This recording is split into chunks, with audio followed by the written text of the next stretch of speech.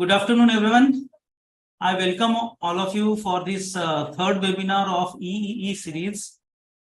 As you all are aware, that with an aim to build a strongest force of governance professional, which ICSI is known for, and to add to their pool of knowledge, the most recent development and clarity on concepts. ICSI has launched the Master Knowledge webinar series. This is EEE, which means Enable, Evaluate, and Excel.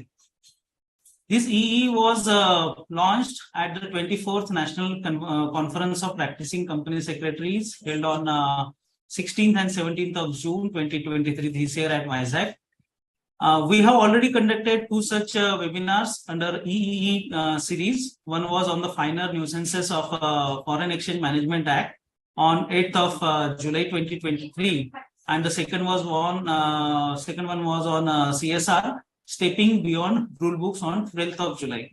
So all these sessions we are holding on every Wednesday, and both the earlier webinars were a huge success. Moving forward, we bring to you this third webinar of the series on the topic and insight into related party transactions. Friends, related party transactions, or shortly known as RPTs, have held a significant position in the Companies Act and even more in the corporate operations and functionings of the corporates. One of the key reasons for laying such great emphasis on this topic is the fact that RPTs have a direct impact and connection with the governance scenarios prevailing in corporates, and oversight of these transactions will definitely help all of us for their timely reporting, diligent compliances, and encashing the key, which is the key to the transparency and accountability for we as a governance professionals. In such scenario, in my personal opinion, it becomes pertinent to have an insightful deliberations on the various aspects of related party transactions. It gives me immense pleasure to introduce and welcome CS Sudhakar sir. Yes, Sudhakar sir, to lead the way. Actually, Sudhakar sir is a very well-known and very eminent faculty who is a fellow member of ICSI and ICAI also, and a qualified secretary of the Institute of Chartered Secretaries of Administrators, United Kingdom. Earlier, he has worked with Reliance Industries Limited as a vice president for 17 glorious years, and also served Berger Paints India Limited for about 15 years as a senior general manager, finance and accounts. Currently, he is the chairman of the expert group on ICSI's BRS Awards. He has been the vice chairman of expert committee on secretarial standards of ICSI for the years 21-22, 2 years. He is a regular speaker, guest speaker at various seminars, national workshop, conferences. Given his expertise and acumen in this field, including all the SEBI, LODR, and Companies Act, all the compliances, he is the perfect person to guide us and sail us through all the complicated, very important, the deeper nuisances on the RPTs, as various topics would be covered today during the deliberations in this webinar. Sir, I very warmly welcome you once again and request you to please take up the session and enlighten us with your thoughts, sir. Yeah. Thanks very much, Pawan, for such warm introduction, and good afternoon, everyone. At the outset, my sincere thanks and gratitude to Institute of Company Secretaries for having me here to deliberate on a very important topic of related party transactions.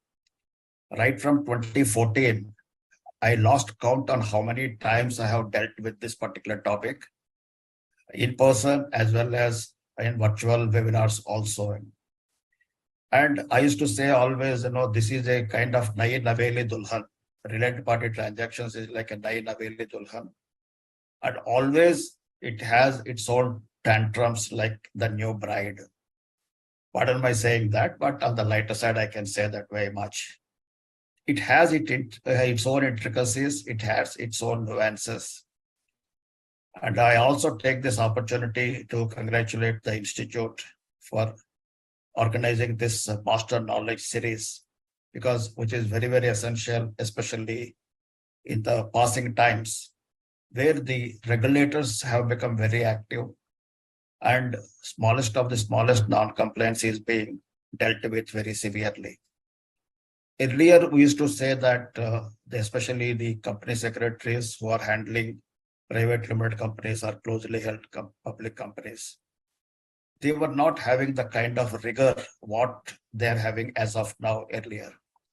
So when we used to say that, and sometimes the company secretaries used to feel that they are deprived of working for listed companies or bigger companies. Whereas now that kind of what's called as the dissatisfaction is not required, because even a private limited company is also more or less being measured on the same scale as if it is a as a company under the Companies Act and without any kind of discrimination as such. At the same point of time, I'm also said that the regulations are also becoming very, very complex day by day. Instead of the complexity, by over a period of time, normally the complexities have to come down. But the kind of amendments what are taking place, they're increasing the complexities what they were earlier. Anyway, that these are all the professional challenges or professional hazards what we have, and we have to deal with that. And sometimes I always feel that these are the challenging times, and we have an opportunity to prove our mettle to the stakeholders. And at the same point of time, Institute is organizing these kind of master knowledge series and excel, enable, and evaluate. I'm sure that the way we got benefited in the last about a couple of years before, I think 2-3 years before this was organized, and I was privileged to be a part of that. I'm sure that participants will get benefited with this also. With this brief, let me now go to the topic. Let me share my screen with you, and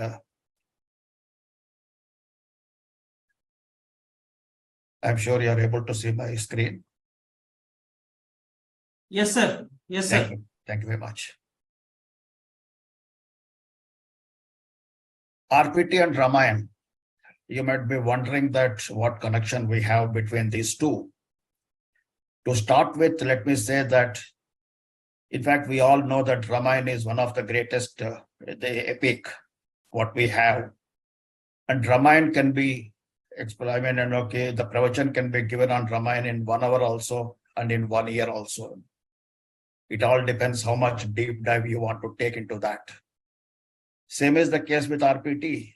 RPT is also like that you can explain it in about 5 minutes also, and you can explain it in 5 hours also, and you can explain it in 5 days also.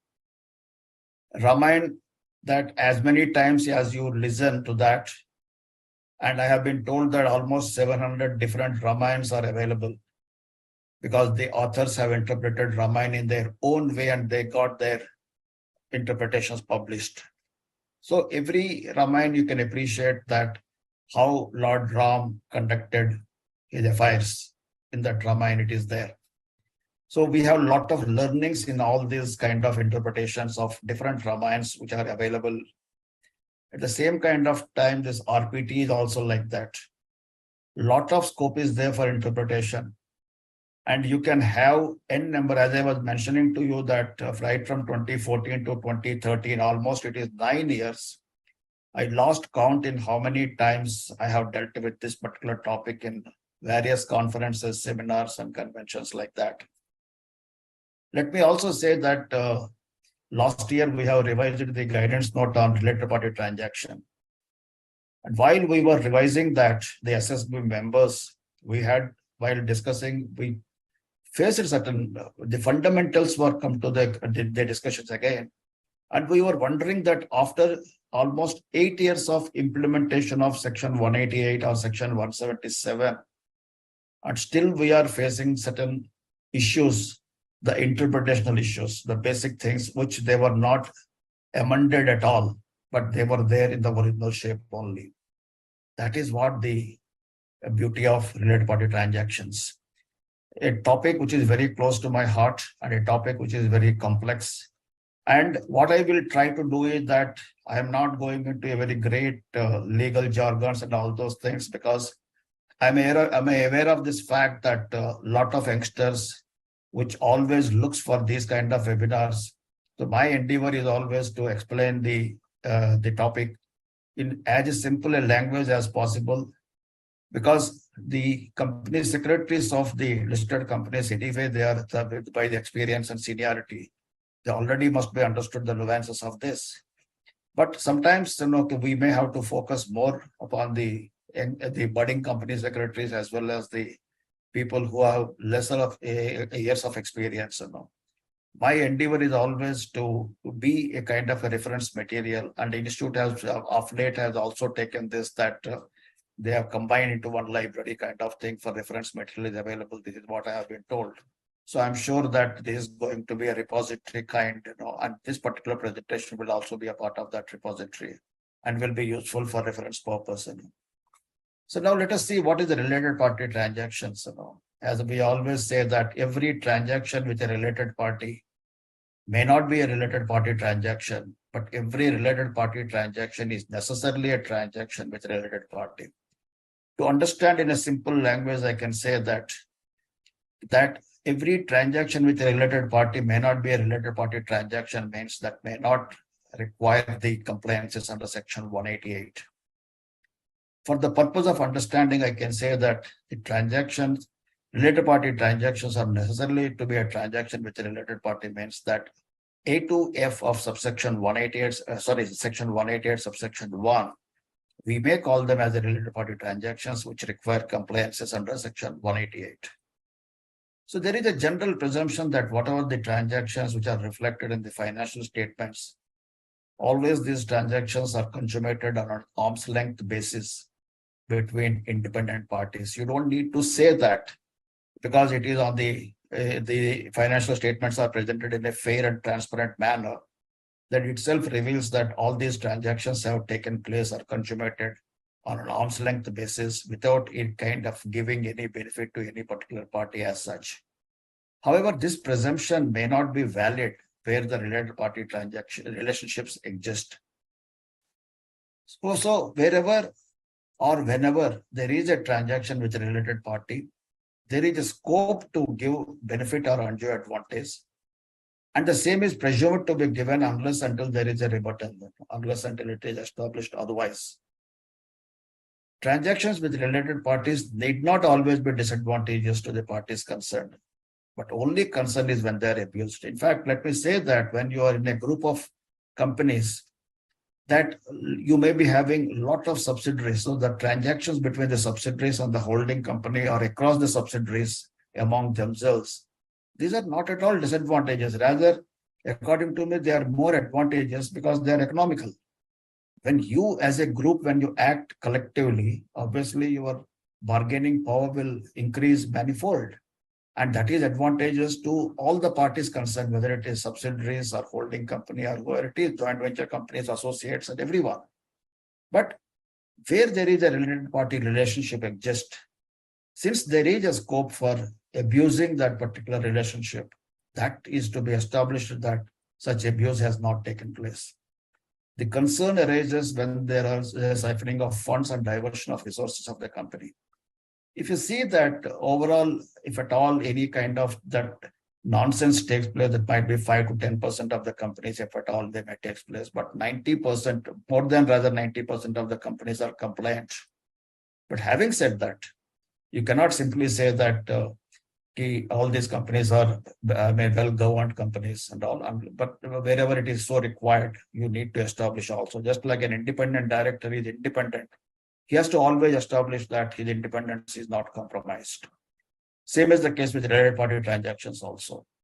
So therefore, transparency in case of related party transactions is not only essential, but also very crucial. And the law requires certain specific compliances with respect to related party transactions. So hence we can say that per se the related party transactions are not bad. Per se the related party transactions are not prohibited. This is this thing. What I want to emphasize here is that sometimes the people think that the moment it is a related party transaction, there is going to be a big compliances we have to make. It is nothing that what it says is that related party transactions per se, they are not prohibited. You can do very much and you can transact with your related parties. But the only thing what it requires is certain compliances are required. For certain transactions, you require audit committee approval. For certain transactions, you require board approval. For certain transactions, you require both audit and as well as the board approvals.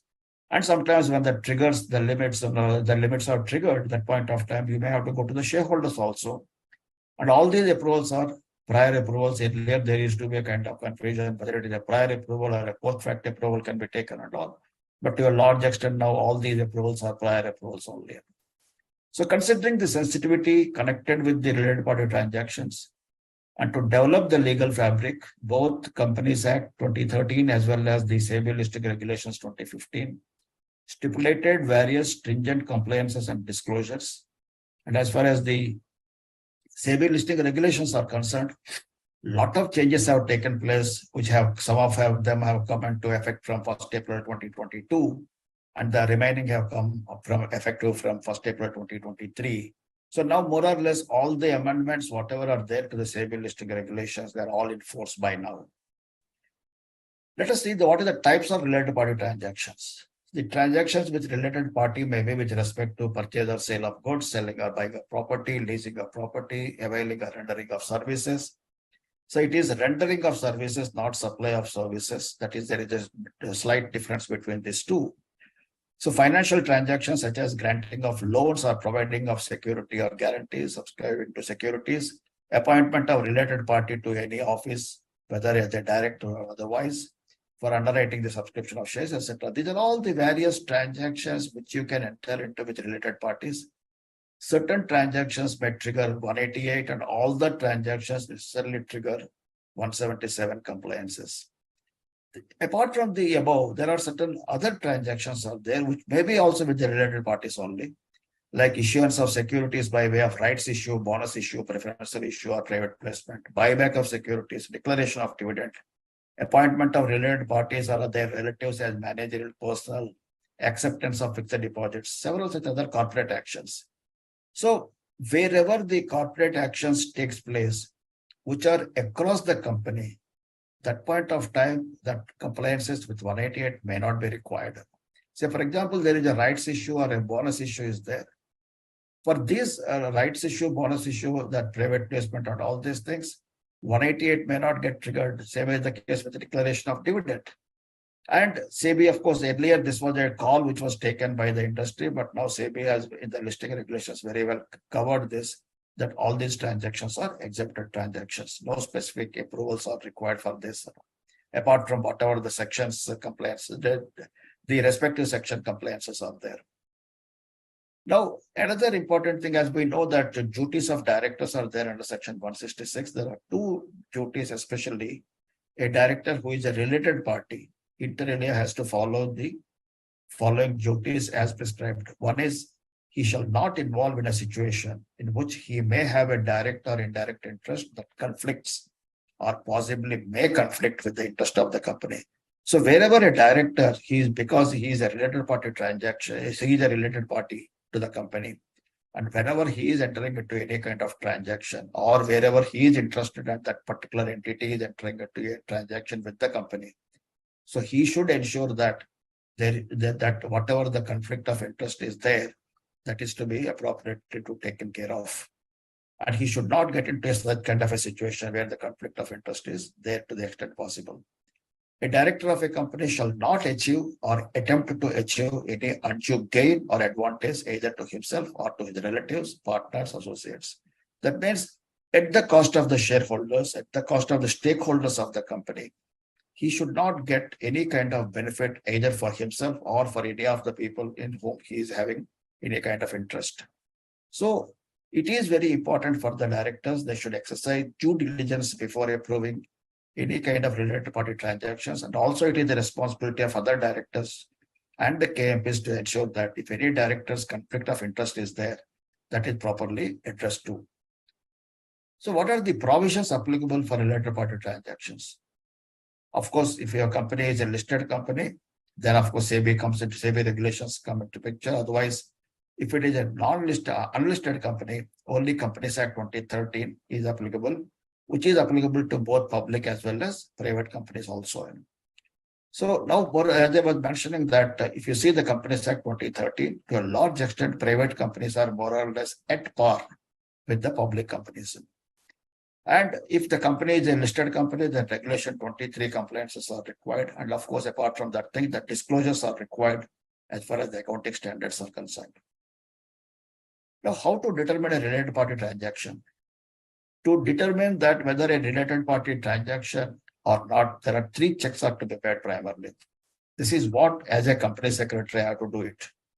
First and foremost thing is whether the party with whom I am entering into a transaction, is it my related party or not? The moment I come to, if I can determine that is not my related party, there is absolutely no issue that smoothly can enter into the transaction. How to determine that whether the other party is related to me or not? That is, I have to see section 2, subsection 76 if my company is an unlisted company. And if my company is a listed company, in addition to that, I have to also refer to Rule 21(b). Once it is determined that the party with whom I am entering into a transaction is a related party, the second step I have to see is whether the transaction is being entered into that related party. Is it a related party transaction under section 188, subsection 1? If so, then obviously those compliances are required. Otherwise, those compliances are not required. Then Regulation 21(z)(c) of the listing regulations, if it is a listed company. After getting these two checks, the third check is that whether the transactions being entered into is in the ordinary course of business and at arm's length basis.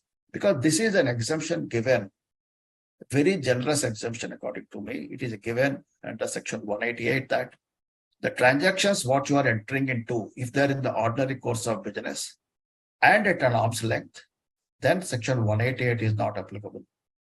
But please remember that this exemption is available only from 188, but not from 177. Hence, all the transactions with the related parties or the transactions referred to under section 188 subsection 1 have to be necessarily routed through section 177. That is, the audit committee approval is very much required. Now, sometimes I also say that this is ordinary course of business and an arm's length. While availing this exemption, most of the times the company secretaries have seen that the transaction is in the ordinary course of business and arm's length, and they avail the exemption. But the acid test will come when the regulator comes for inspection or investigation at any point, or a scrutiny at a later stage. As I was repeatedly mentioning that if I am the regulator, I am going to see section 188 compliances first, because this is the most complex section and the most important section as far as the related party abuse is concerned. So regulators' darling is that section 188 and 177 compliances. So how you have determined a transaction as it is in the ordinary course of business? That is very important. You may say that it is the ordinary course of business, but tomorrow the regulator may say, no, I don't agree with that. So you have to substantiate that it is in the ordinary course of business. I will deal with this particular ordinary course of business a little later, because this is a very important provision, and one has to understand very clearly how to determine a transaction in the ordinary course of business. And second thing is that it is an arm's length basis. It is not or, both the things have to go together. That transaction is to be in the ordinary course of business, and that transaction which is in the ordinary course of business shall be at an arm's length basis. Then only that exception can be availed. What is the arm's length basis? Again, we will deal with that little later. Now, let us see the definition of related party. As I was mentioning to you, we have to see under section 2, subsection 76. There is no change in this section is concerned. That's why I'm not going to go into each and every component of this. But certainly, I would like to deal with two major provisions: that any body corporate whose board of directors, managing director or manager is accustomed to act in accordance with the advice, directions or instructions of a director or manager. Of course, it is not applicable to the professional capacity. and any person on whose advice, directions, or instructions a director or manager is accustomed to act. Normally, I have seen that tendency is always whenever we have to determine the related parties, most of the times the company secretaries see that directors' relatives, KMP's relatives, then the forms in which the directors are partners, managers, the shareholders, etc., things. But these two things which we always forget is that is my managing director or managers or my board of directors are accustomed to act as per the instructions of anybody? If so, whether that party will become, that entity or that party, that person will become a related party to me. Am I entering into any transactions with them? If so, that amounts to related party transactions. So this is a very fundamental thing. Now the question comes, what is accustomed to act? There should be instances or documents indicating advice, directions, or instructions by a director or manager of a company to the board, managing director or manager of the other body corporate. That means, suppose if say there is a holding company is there, the holding company's key, the KMPs or the directors or the senior managements have to give instructions or advices to the subsidiary company, maybe wholly owned, maybe otherwise, or a joint venture or an associate company. And if that joint venture, associate, or subsidiary companies are accustomed to act as per the instructions of the holding company, then obviously that holding company becomes a related party, irrespective of whether that other it is falling in that section 2, subsection 76 or not. But this is one of also the things. Say, for example, if you see that 276, promoter is not a related party as per section 2, subsection 76. Until recently, not even under the listing regulations, 2019, for the first time, the promoter has been brought into the definition of related party. So in such case, though the promoter has not directly been defined as a related party, but if the company is accustomed to act as per the instructions of the promoter, who may not be an executive director or executive capacity, but he is barely a promoter or a major shareholder. But if he is giving instructions or directions to the company and the board is accustomed to act as per that, then such person may become a related party. So it is to be it is to be established that there has been a series of events. That particular advice or instructions should not be a one-off transaction. When we say that the company is accustomed to act as per the instructions, there should be a series of transactions and events where such directions or instructions have been given and the company has complied with those advisory or the instructions given to that. So single isolated events or a two would not be sufficient. And at the same point of time, it is mere presumption it will not work. And there should be a hardcore evidence should be there. So the persons who is alleging that the company is accustomed to act as per the instructions of some XYZ, then the person who is making that allegation, the onus of proof, it depends upon him to establish that, so that this company got accustomed to act as per the instructions. Now let us come to Rule 21ZB.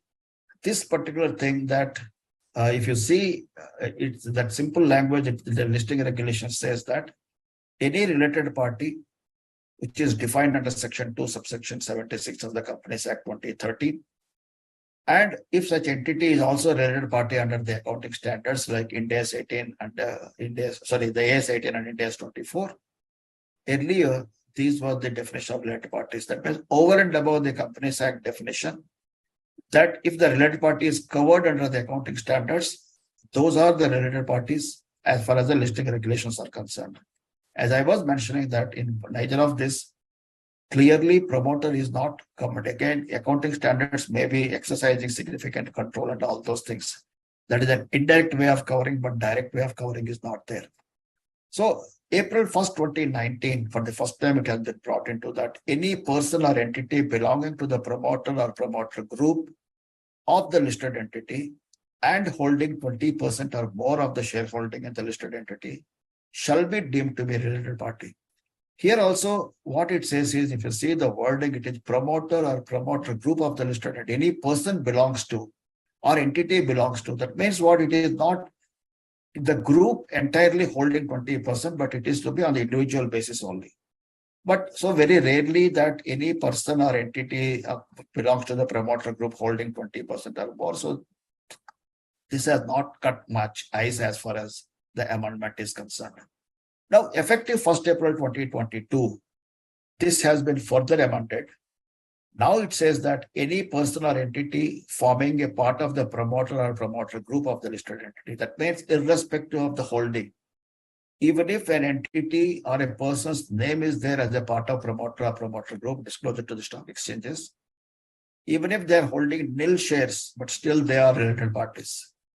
Earlier it was 20% plus shareholding, but now it is nil shareholding also. But if your name is a part of that promoter or promoter group, you will be a related party. Second, any person or entity holding equity shares of 20% or more and 10% or more effective 1st April 23. So now, as for all purposes, we have to say that any person or entity, even if they are not belonging to the promoter or promoter group, if that person or entity holding more than 10% of more of the share capital, then in the listed entity, either directly or on a beneficial interest basis, as provided under Section 89, at any time during the immediate preceding financial year. See, this is a very, very important provision that means any individual or any company which is holding more than 10% of your shareholding or 20%, of course, that is up to 31st March 23, it is 20%, and after that it is 10% in the immediately preceding financial year. So for the purpose of suppose 23-24, if I have to determine a related party, I have to see which are the persons or entities, though they doesn't belong to promoter or promoter group, holding 20% or more in the preceding financial year. And effective. So if they are holding in the preceding financial year 20% or more, they will become related parties of the company during the financial year 23-24. And during this particular financial year, they may not be having any shareholding also, but still they become related parties. Similarly, for the next financial year, that is 24-25, if any individual or entity is holding more than 10% of the shareholding during the year 23-24, they become related parties in the financial year 24-25. So this is one important feature one has to understand that. So if you see what are the action points arisen out of the definition is that it includes all persons or entities belonging to the promoter or promoter group. So basically, when you are preparing the list of related parties, you have to put all the promoter and promoter group at one place. And after that, you have to see that from your ROM, who are the persons or entities holding more than 20% in your previous financial year or 10% or more in the current financial year, like that. And then you have to put them also into the related party category and monitor these shareholdings at regular intervals, because it says that at any point of time during the immediately preceding financial year means even on a single particular day, if that holding was there, subsequently prior to or after that it is not there, it is immaterial. So you have to monitor your ROM at regular intervals to determine that whether a particular person or entity is a related party or not. So if you see the essence of the related party definition, the Companies Act, it is very explicit. And as far as the accounting standards are concerned, they are very extensive. And as far as the listing regulations are concerned, they are very exhaustive. That's what I can say. Companies Act is explicit, accounting standards are extensive, and listing regulations are exhaustive. Now let us see the related party transactions. Again, the same thing. First, once you determine that who are my related parties, then whose responsibility is this to determine the related parties? It is the responsibility of the Secretarial Department, because of late I came to know that this issue is coming up, whether it is the responsibility of the Finance Department or responsibility of the Secretarial Department or a combined responsibility.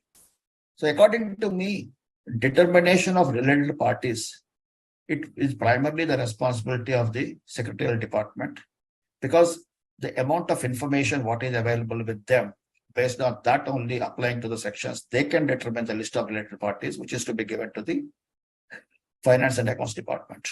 Then question comes about the related party transactions. So when we share that list of related parties to our colleagues in the Finance and Accounts, we have to say that in case you are entering into any transaction, that means the company is entering into any transaction with these list of parties, please do escalate it to us, then we will ensure the necessary compliances wherever the approvals are to be obtained and all those things, which we have to do it. So the identification or determination of related party transactions, though it rests with the, again, Secretarial Department only, but that is to be, the transactions are to be escalated because Secretarial on its own cannot do that. So the escalation has to take place by the Finance and Accounts. Why I'm emphasizing this particular fact is, of late I came to know that there is a kind of what's called as misunderstanding or the lack of understanding, let me put it this way, that who has to do what exactly. So I always say that here Finance and Accounts, especially on the revised Regulation 23 is concerned, the responsibilities of both the departments and they have to work hand in glove with that. So if related party transactions of under section 188 are concerned, as I told you that section 188 subsection 1, it gives from A to F that sale or purchase or supply of any goods or materials, selling or disposing of property of any kind, leasing of property of any kind, availing and rendering of services, appointment of any agent for purchase or sale of goods of material or property. So like this is all there. There is absolutely no change as far as it is concerned. The only thing is that whenever these transactions are being entered into, and these transactions are to be approved by the board at the meeting by way of passing a resolution. That is the primary requirement is there. Of course, in the agenda, when you're circulating the agenda items and what sort of information you have to furnish, that is all there in the rules. But the only important thing what you have to remember is that you cannot pass the resolution, the board cannot give its approval for section 188 transactions by way of a circular resolution, because that resolution is to be passed at the board meeting only. And with the consent of except with the consent of the board, that means it is the prior approval is required. And a resolution is also required, because again, the same thing that sometimes people ask this question, why? Because any decision of the board is to be taken by way of a resolution only. So why specifically it has been asked in the resolution? So just for the benefit of the participants, let me say that every board decision need not be by way of a resolution unless until it is specifically asked under the Act. Wherever the Act is asking that the board has to approve by passing a resolution, means necessarily you have to have the resolution. Other things that you can always put it in a narrative form as far as your minutes are concerned. So there are certain transactions which are exempted from the 188. As I told you, the major exemption is under the ordinary course of business and at an arm's length basis. However, for such transactions, there is no exemption from obtaining the approval of audit committee under 177, so that is to be obtained. And transactions which doesn't exceed the threshold limits which are prescribed under Rule 15, if I am not wrong, are exempted from obtaining shareholders' approval. And in case of listed companies, only material related party transactions requires the shareholders' approval. In case of a private company, the restrictions that related parties shall not vote on a resolution approving the related party transactions is not applicable. In case of public companies, the related parties cannot vote on the resolution. In case of listed companies, the related parties cannot vote while approving the resolution. That means they can vote in a negation, but not in a positive way. In case of wholly owned subsidiaries, the resolutions passed by the holding company shall be sufficient for the purpose of entering into a transaction between the wholly owned subsidiary and holding company. That means if there is a relationship of a wholly owned and the wholly owned subsidiary and holding company, then if that holding company, whatever the approval it is obtaining from its shareholders will be sufficient, and the wholly owned subsidiary need not take the approval of the holding company once again. And shareholders' approval is not required in certain cases, like the transaction is between two government companies, or the transaction is between the holding company and its wholly owned subsidiary, provided that wholly owned subsidiary is consolidating its accounts with the holding company. Now let us see the key terminology of the RT. This is what I say, that what is meaning of certain key terminology means. In order to appreciate the nuances of related party transactions, we have to understand this, like your ordinary course of business, arm's length, what is the goods, property, etc., etc. Let us see that quickly. Goods, we all know by now that goods does not mean only the goods. Even the shares are concerned. Section 2, subsection 7 of Sale of Goods Act says goods as every kind of movable property other than the actionable claims and money, and includes stocks and shares. So that's why shares are part of goods. And whenever you are selling or buying the shares from a related party, compliances under section 188 are very much required. But one has to note that goods, that means the shares come into existence only at the time of allotment. So prior to, at the time of issue, the shares are not in existence, so the goods are not there. So only question of sale or purchase of goods is possible when they come into existence. And they come into existence as far as the shares are concerned only on the allotment. That's why when issuance of shares is not a related party transaction, that's why 188 approval is not required. But once an issue of shares to a related party, certainly 177 approval is required. So subscription of shares is not purchase of shares. Transmission of shares is not sale of shares. Transfer of shares by way of gift is not sale of shares. So for subscription of shares, transmission of shares, transfer of shares, 188 compliances are not required. Whether allotment of shares, I can put one question, just to know a kind of an FAQ, I can say this, whether allotment of shares to a related party is a related party transaction under section 188, answer is no, because issue and allotment of shares is not considered as a related party transaction, which I was mentioning earlier, because the shares come into existence only after the allotment. Now, the second thing is the office of place of profit. Office of place of profit means an office or place or position which gives the person holding such office some pecuniary gain or advantage or benefit. So when there is by merely holding the office is not sufficient, there should be some kind of a pecuniary gain or advantage or benefit, then it will become under the office or place of profit and compliances are required. The amount of such benefit is irrelevant, whether it is 100 rupees or 1,000 rupees or a lakh of rupees, it is a material. Whether it is there or not, the pecuniary gain or advantage or benefit is there or not there. The main purpose is to prevent a director or his relative from holding the office of place of profit and encashing the profits, carrying total monthly remuneration beyond the prescribed limits, and thereby put in his pocket directly or indirectly over and above the remuneration, whatever they are getting it and whatever they are entitled for. So section 188 subsection 1 defines office or place of profit as a director holding it receives from the company anything by way of remuneration over and above that what he is entitled as a director. That means if I am a managing director, what I am entitled for? I am entitled for my salary and perquisites. So if I get anything over and above my salary and perks, that amounts to an office or place of profit. Suppose if I am a non-executive director, what I am entitled for? I am entitled for a profit-linked commission. So over and above that, or maybe I am entitled for my sitting fees or reimbursement of expenses. So if I get anything over and above that, that amounts to office or place of profit. Again, for example, the managing director of XYZ Limited, and XYZ Limited is, say, for example, engaged in the manufacturing of medicines. And XYZ Limited wants to get a software developed for its manufacturing operations. And its managing director, Mr. A, is a qualified software expert having the ability to develop that kind of a software. So the company has floated tenders and he also has participated in that. And his quote was 15 lakhs and the next lowest quote was, say, 2 crore rupees. So is this transaction a section 188 transaction or not? So when I have to examine that, how I have to see that? First and foremost thing is that party, I am entering into a transaction with Mr. A. Is Mr. A my related party? Yes, Mr. A is the managing director of the company, so he is my related party.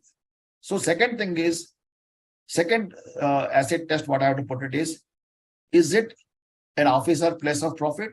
Answer is yes, because he is entitled for his salary and perquisites.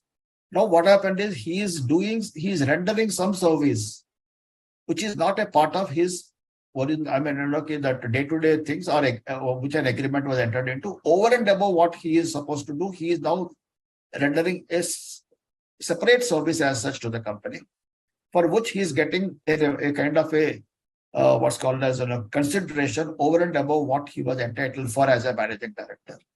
So obviously it is holding a place of profit and it triggers section 188. Then the third thing what I have to put it is it in the ordinary course of business and at arm's length? Yes, it is in the ordinary course of business, because that manufacturing of medicines company is developing a software for its manufacturing process. So it is in the ordinary course of business. And is that in an arm's length basis? Answer is again yes, because the lowest quote, what was next to Mr. A's quote is 2 crore rupees, and he has quoted 50 lakh rupees. So obviously we can determine that it is an arm's length basis. So because of all these things, despite the fact it is triggers 188, because it is a holding of office of place of profit, but this is an exempted transaction under the ordinary course of business and at arm's length. But since he is the managing director, though it is exempted under 188, it requires the approval of the audit committee under 177. At the same point of time, it also requires approval of the shareholders under 197 subsection 4. Though it doesn't require approval under 188, it requires approval of the shareholders under 197.4, and also the NRC approval, because it is that he is getting some consideration over and above what he is entitled for. So NRC also comes into picture. So you have to have NRC approval, you have to have audit committee approval, and you have to also have the shareholders approval. Now let us see the ordinary course of business.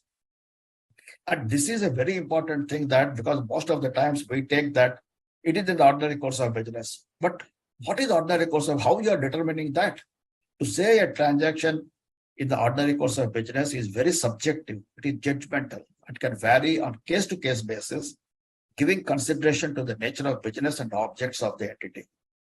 So the Act uses the term ordinary course of business, but it is not defined that what is ordinary course of business. In fact, in 2014, when Companies Act was enforced, several people have approached the ministry that please define the ordinary course of business.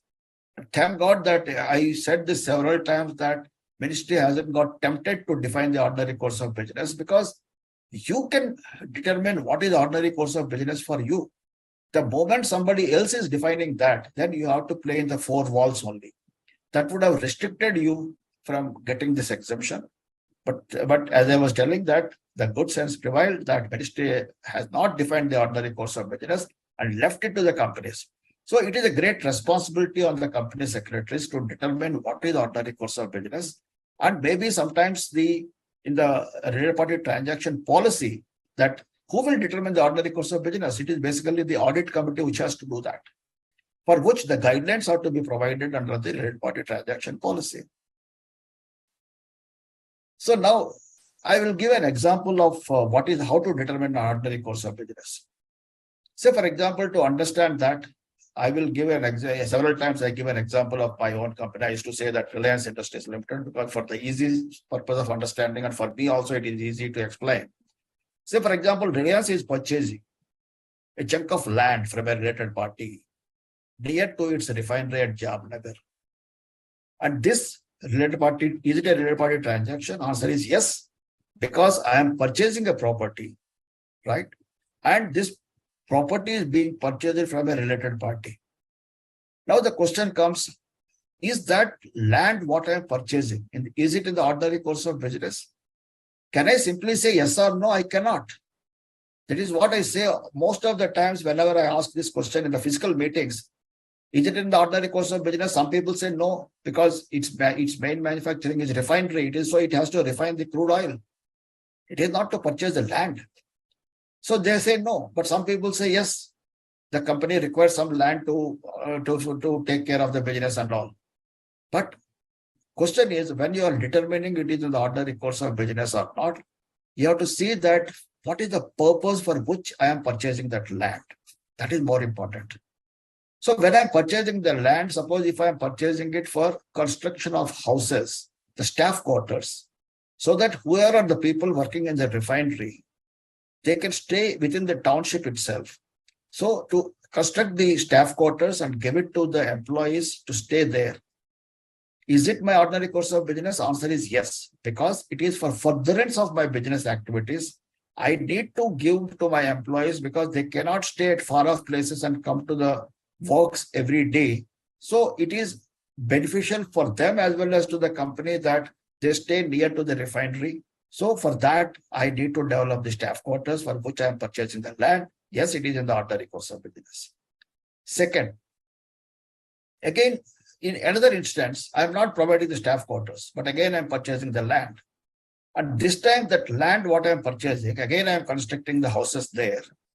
And I am giving an offer to my employees stating that if you work for a period of 5 years, you can stay in the same house by paying a nominal rent till the time that house is transferred in your name. And if you work for 5 years, at the end of 5 years, you will get the house at X price, which is much lesser than what the prevailing market price. Is it in the ordinary course of business?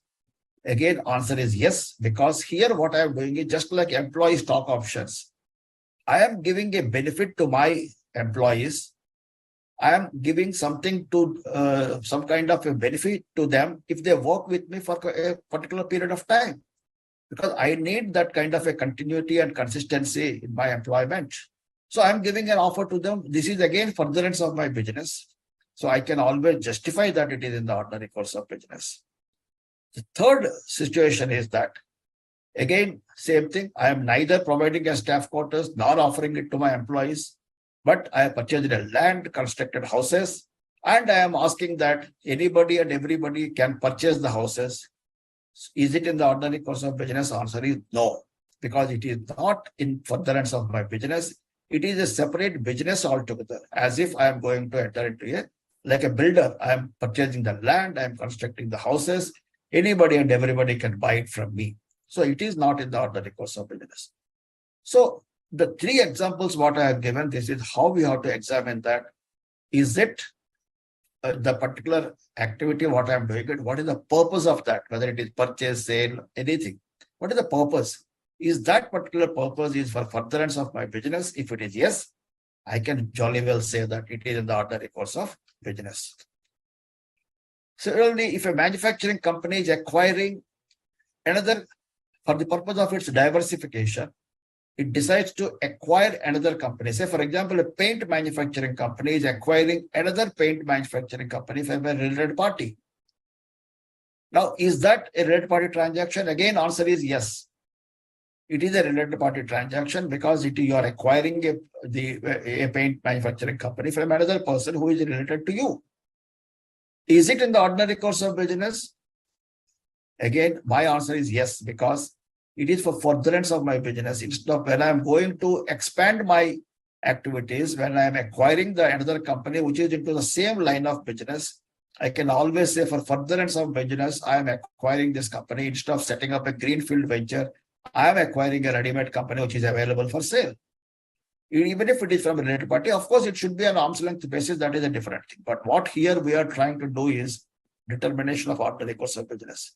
But the business what I am acquiring, the paint manufacturing company is acquiring from the surplus cash available with it, which is a pharmaceutical company.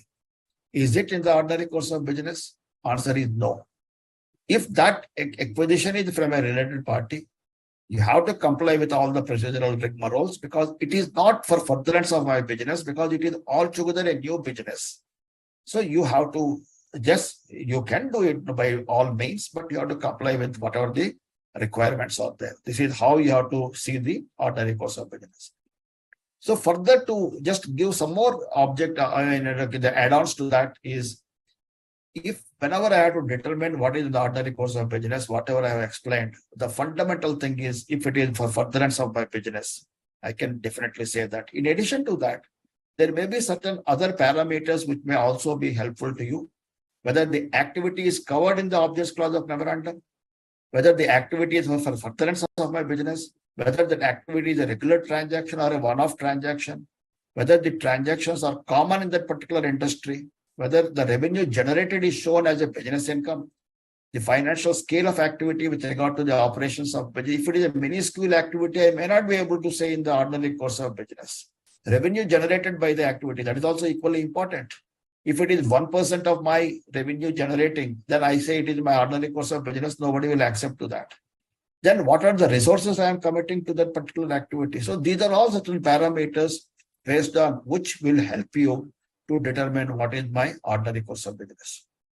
So who determines? As I mentioned earlier, it is the audit committee which has to do it. The act does not clearly lay down that who will determine the ordinary course of business, but primarily it is the responsibility of the audit committee which has to give approval for every transaction with a related party.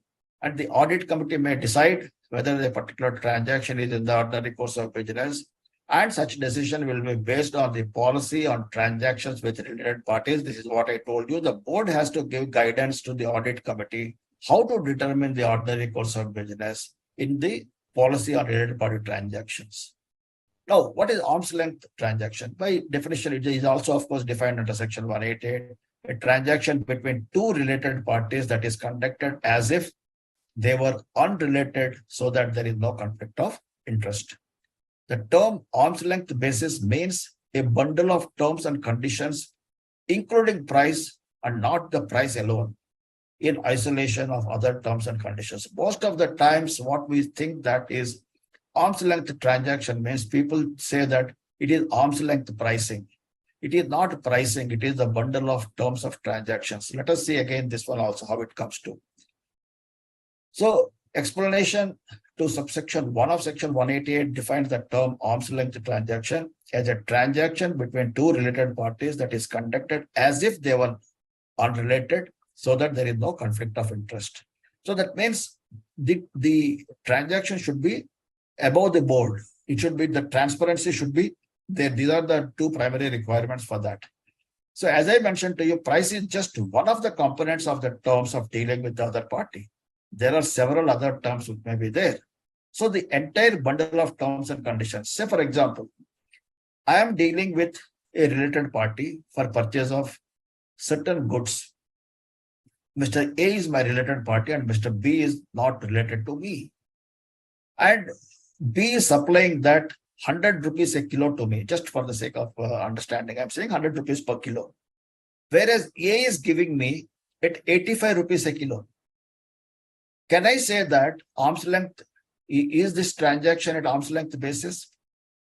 Again, the same thing, when I ask this question in the physical meeting, several times people say, yes, it is arm's length transaction.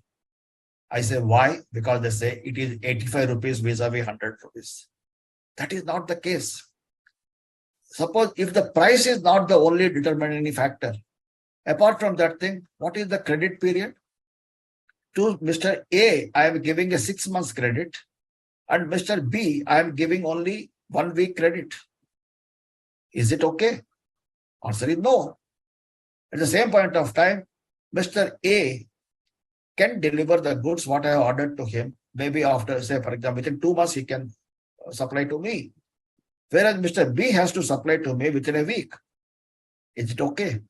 So like this, there are bundle of terms and conditions. Whenever you are entering into a commercial transaction, pricing is one part, delivery terms, quality of material, discounts, pricing, so many other things are there. So all the things are to be at par and there should not be any kind of conflict of interest. If I am dealing with Mr. B on the same terms and conditions, if I am dealing with Mr. A who is related to me, then only I can say it is arm's length transaction. So for arriving at arm's length transaction, one may check if there are comparable products in the market. If yes, check the terms of sale and purchase, etc. of similar transactions and try obtaining quotes from other sources. Price in isolation cannot be the only criteria. Terms of sale of such credit terms should also be considered. It is not mandatory to obtain a certificate because sometimes people think that I am taking a quotation from 2-3 parties for arm's length to justify my arm's length transaction, or I'm getting the transaction valued by a valuer. By merely doing that, it is not the end of it. As I was mentioning to you, you have to ensure that if the terms and conditions are there, then of course you have to establish, no doubt about it, all these backup papers will be supporting your what's called as arriving at arm's length transaction. But that is not the only criteria which will safeguard you. You have to establish that all the terms and conditions are at par.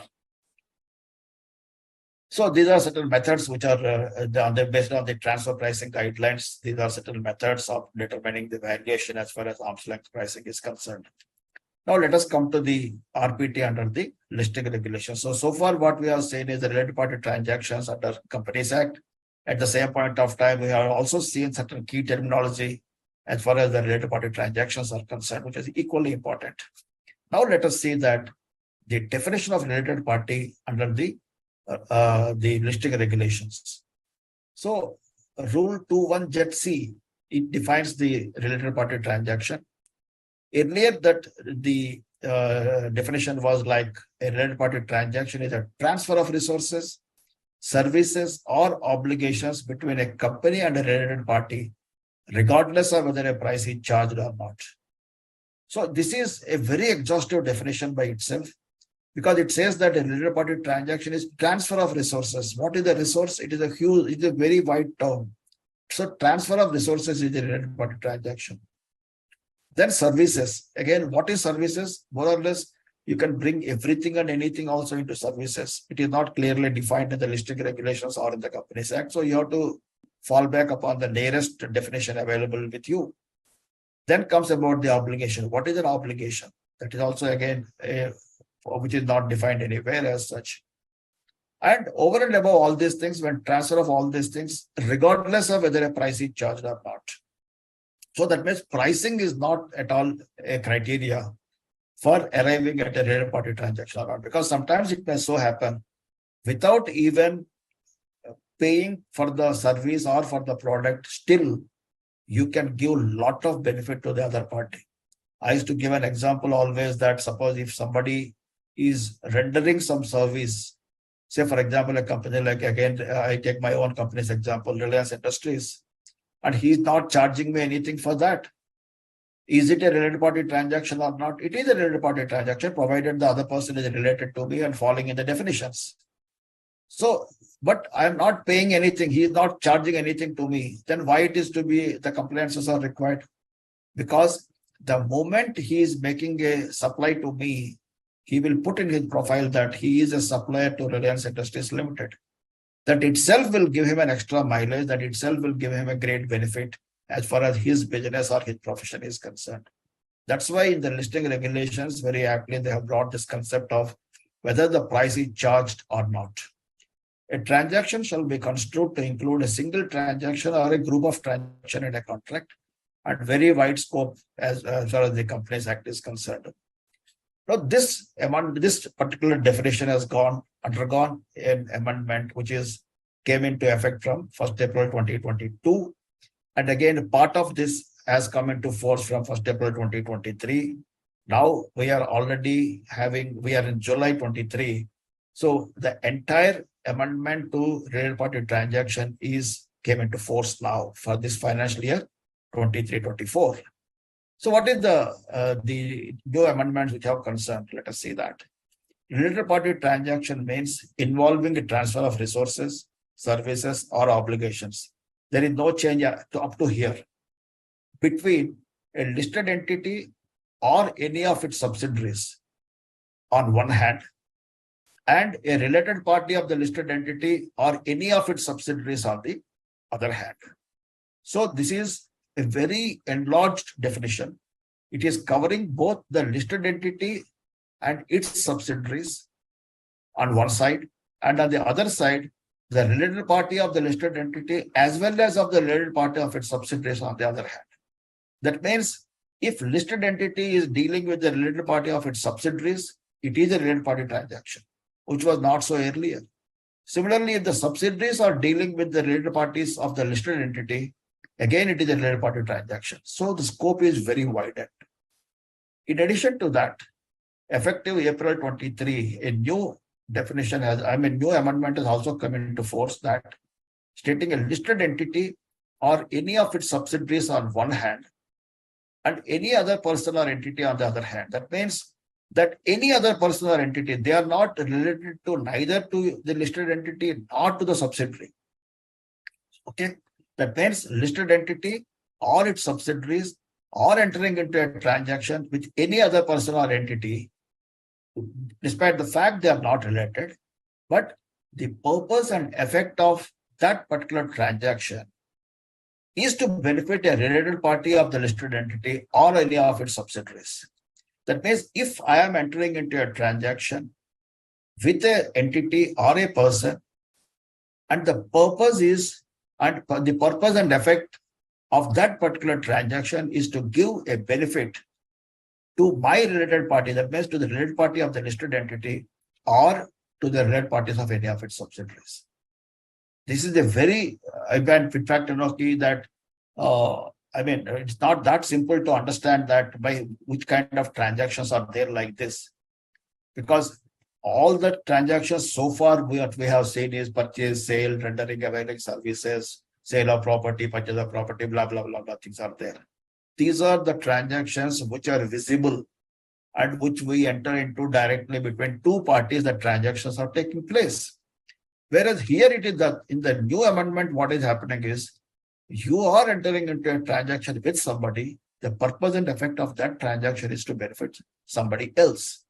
So this is what normally with this amendment, if you see that earlier, the several transactions were taking place beneath the surface. That means among this at the subsidiary level only. So that because those parties are not related parties to the listed entity, the compliances what were expected under the listing regulations was not taking place. So because of that, what happened was now you have to bring those transactions above the surface, for which what you have to do is you have to bring the transactions of what's called by the subsidiaries with the related parties of the listed entities. Because when you are consolidating the subsidiaries financials with the listed entities financials, definitely this kind of what's called as the compliances are very much required. And similarly, this, as far as the second part of the amendment is concerned, these are all I can say that these are camouflaged transactions, or I can say structured transactions, which are again, you're trying to beat the law. In fact, if I say so, that you are trying to maneuver the law in such a way that you don't need to comply with these kind of transactions earlier were there. But actually, this amendment has tapped that particular kind of transactions also. So regardless of the price, whether charged or not, that is there also intact. So with this new amendment, what is happening? The transaction between the listed entity and related party of the listed entities, they are related party transactions as it was earlier also. Similarly, transactions between subsidiary of listed entity and its related parties, again, the same thing, it was there earlier also. The new thing is that the transaction between the listed entity and related party of subsidiary. Similarly, the transaction between the subsidiary of listed entity and the related party of the listed entities. Then the transactions between subsidiaries and related parties of other subsidiaries. That means you can say that you have to ensure that at a global level, the compliances have to take place. Especially in case of big group of companies, they have to ensure that all these kind of the cross transactions are interrelated transactions. All these things are to be identified, captured properly, compliances are to be ensured properly, and all those things. Hence, now RPTs are entered by subsidiaries are also to be approved, as they are going to impact the consolidated financials. As I told you that, let us also just go through this second amendment, which has come into force from 1st April 2023. As I told you that the transaction between the listed entity and any other person or entity, the purpose and effect of which is to benefit the related party or the subsidiaries. So how you can give the purpose and effect means what? Say, for example, if I have to give, say, a 5 crore rupees loan to my related party, obviously this will come to the scrutiny. So what I'm going to do is simply, I am going to this 5 crores to a person who is not related to me. Obviously, I don't need to make any complaints other than your whatever your 186, 185, these things you have to see that, but 188 is not getting triggered. So related party transactions, the approval of the board, committee, shareholders, and all those things, I can avoid it. So if I am structuring a transaction like this, that I give that 5 crore, 50 crore, 100 crores, whatever it is to X, that X will be giving the same amount as a loan to a related party of mine. So the purpose of my giving loan is to give an effect to my related party. So because of that, this transaction between me and the person or entity who is not related, that also is a related party transaction. So second thing is the transaction between the subsidiary and any other person entity. Again, the same thing, whether it is a listed entity doing or subsidiary doing the same kind of transaction. If the purpose and effect is give a benefit to the related party of the listed entity or of its subsidiary, definitely that particular transaction is also a related party transaction and they have to do it. So various combination of transactions included within the ambit of related party transactions. So sometimes the question comes whether it is a purpose or effect, but the words used is purpose and effect. So mere purpose is not sufficient. Suppose I gave a loan, no doubt about it that mens rea might be that by that particular party has to give a loan to my related party, but somehow it has not happened. So that means what? It is a simple loan transaction from my side, from the listed entity to an unknown party. But the effect has not taken place for whatever the reasons it is. Is it coming under related party transaction? Answer is no. Because the purpose and effect both are to be there, then only it will fall under the definition of related party transaction. Mere purpose is not sufficient. Effect is equally important. So normal, as I told you, normally these transactions, structured transactions, and they always give a kind of concealed benefit, not entered in the. So how to identify these transactions? As I told you that I am giving something to somebody and that somebody will be giving to somebody. Is it in the ordinary course of business? Answer is no. I am structuring this transaction. So always these kind of transactions, these are all structured transactions or engineered transactions, and they're exceptional in nature. They are not by default, they never happen. These are all not in the day-to-day, these transactions never takes place. These are exceptional transactions. So if I am an audit committee member and if I have to see that whether this kind of transactions are there or not there, I as an audit committee member may not be able to identify that. Even the case of an auditors also, they have to be very careful. If not, it is impossible, but it is very difficult to identify these kind of transactions. So one has to see that which are the major transactions. Normally, these kind of structured transactions will not be a minuscule transactions. They will be high value transactions. So one has to see that to identify this, what kind of high value transactions are there, which are abnormal, which are not normal, which are not in the ordinary course of business, which are exceptional in nature. So these are the transactions. This is how we have to do it. Maybe a kind of, I won't say that it is a forensic kind of thing, but you can say you can do something like that. So sometimes it may also trigger the provisions of, when they come to the surface, may trigger the provisions of 447. So audit committee and auditors may ask for confirmation. The only thing is how to safeguard, okay, because now what happens is that we will discuss that also. It is the independent directors who are members of the audit committee who only have to approve the related party transactions. Now, how so much of arduous and what's called immense responsibilities which have been entrusted upon the audit committee members, how they have to insulate themselves. This is a very difficult thing. So maybe to some extent that a certificate from the CFO of the company that no such transactions have taken place, it may give a kind of a comfort or a solace to the audit committee members. So as I told you that this is the, of course, audit committee, they need not probe, audit committee need not get perturbed with this kind of things, okay, by that if they, in fact, that several times when I go as faculty to other, the training programs to the director, this question is asked that how I have to insulate myself as an independent director. So it is very difficult to say how you will insulate yourself as an independent director. You have to be vigilant and you have to be diligent. Keep your eyes and ears open. That's it. So here also, do I need to probe every transaction? I don't need to, because it is humanly impossible to probe each and every transaction. But the only thing is you should be, whatever the information being given to you, that information you have to go through it properly, thoroughly. And wherever you have some kind of a lack of understanding is there, be very clear from the CFO or company secretary, understand the transactions. At the same point of time, sometimes even as a company secretary, what is my responsibility? No doubt about it, it is your responsibility because you are the compliance officer. Sometimes you may not even know what is happening.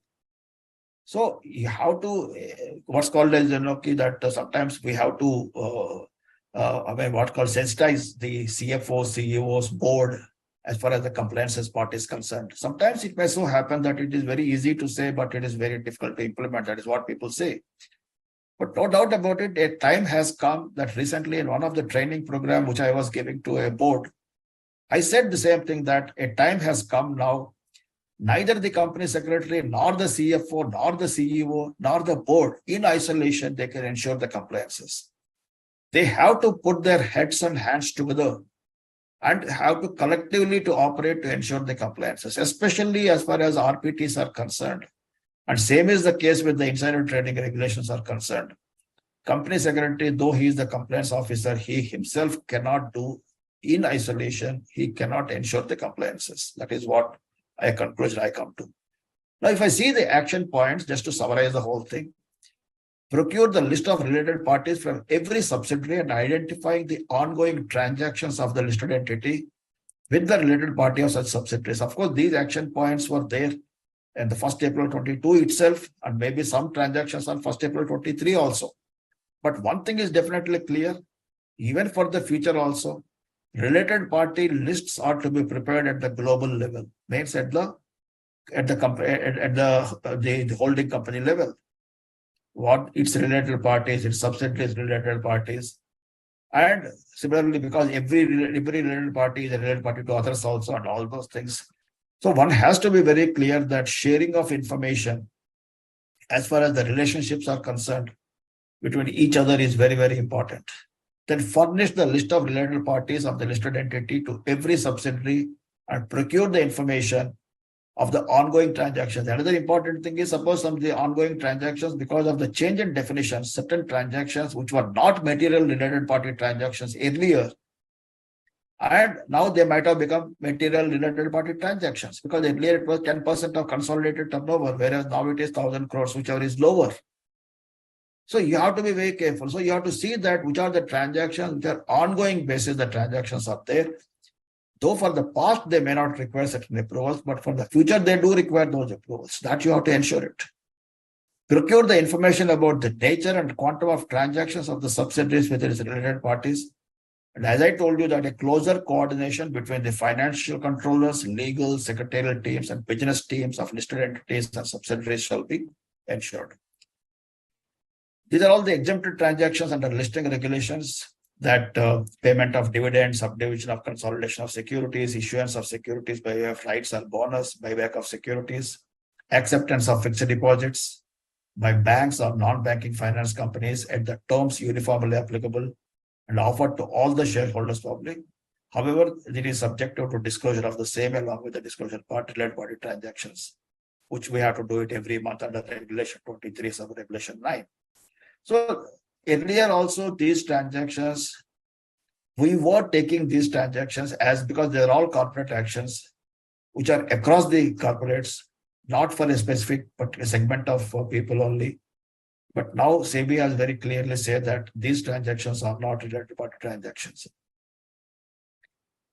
Provisions of the sub-regulation 234 of Regulation 23 are not applicable in case of transactions between two government companies, transactions entered between a holding company and its wholly owned subsidiary, whose accounts are consolidated with such holding company and placed before the shareholders. So if the consolidation takes place, then only the exemption is available. If the consolidation is not taking place, the exemption will not be available. Because sometimes it may so happen the ultimate company is consolidating its accounts, so intermediary companies might not be consolidating the accounts.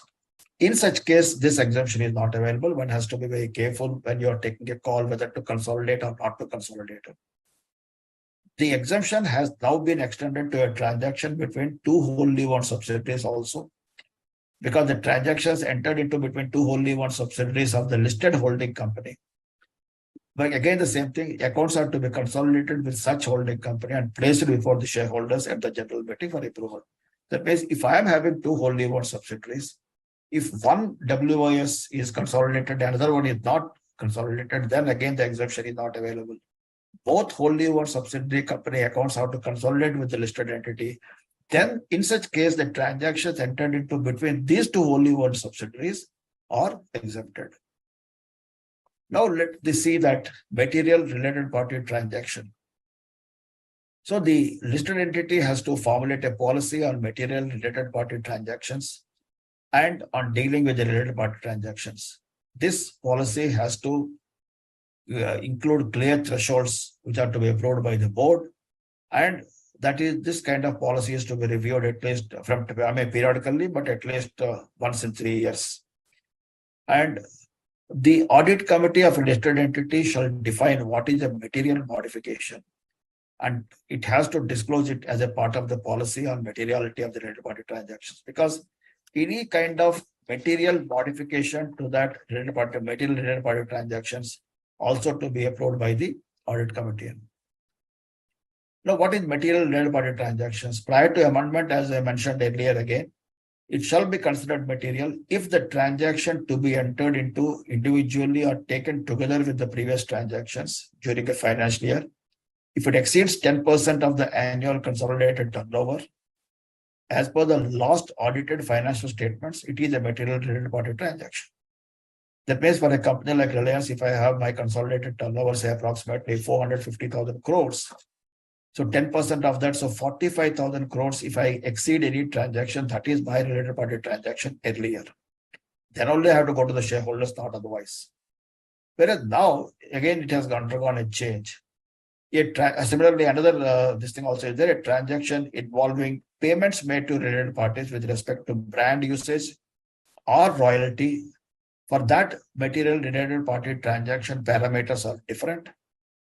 Such transactions shall be considered material if the transactions to be entered into individually or taken together with the previous transactions, it exceeds 5% of the annual consolidated turnover of the listed entity as per the last audited financial statement. So 10% for overall, as far as the royalty and brand usage is concerned, it is only 5% of the annual consolidated turnover. Now, effective 1st April 2022, this definition also had undergone a change. If the transactions to be entered into individually or taken together with previous transactions during a financial year, up to here it is the same. If it exceeds rupees 1,000 crore or 10% of the annual consolidated turnover of the listed entity, as per the last audited financial statements of the listed entity, whichever is lower. That means it is exceeding 1,000 crore or 10% of the annual consolidated turnover of the listed entity, whichever is lower. So most of the times it happens if it is a very big companies, 1,000 crores is obviously always lower. So you have to take that as the ballpark figure. Some of the high value transactions, what is the purpose of this thing is because earlier it was felt that some of the high value transactions which were not captured properly because they are coming under the 10% this thing, but still it is high value transactions. As I was mentioning to you that RIL 450,000 crores consolidated turnover. So 45,000 crores is, though it is not a big as far as that company's size is concerned, but regulator felt that it is a sizable transaction. But according to me, whenever you see sizable transaction, it is not the numerical what is important. It is the overall, you have to see the company's scenario.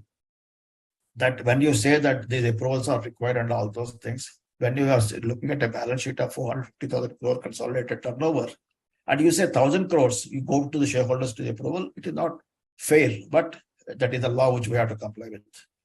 The amount for determining materiality in respect of a particular related party will be the aggregated value of all related party transactions, even though they may not be of the same nature and particularly transacted by the listed entity and partially by the subsidiary. So it is not only by the listed entity it has to be done.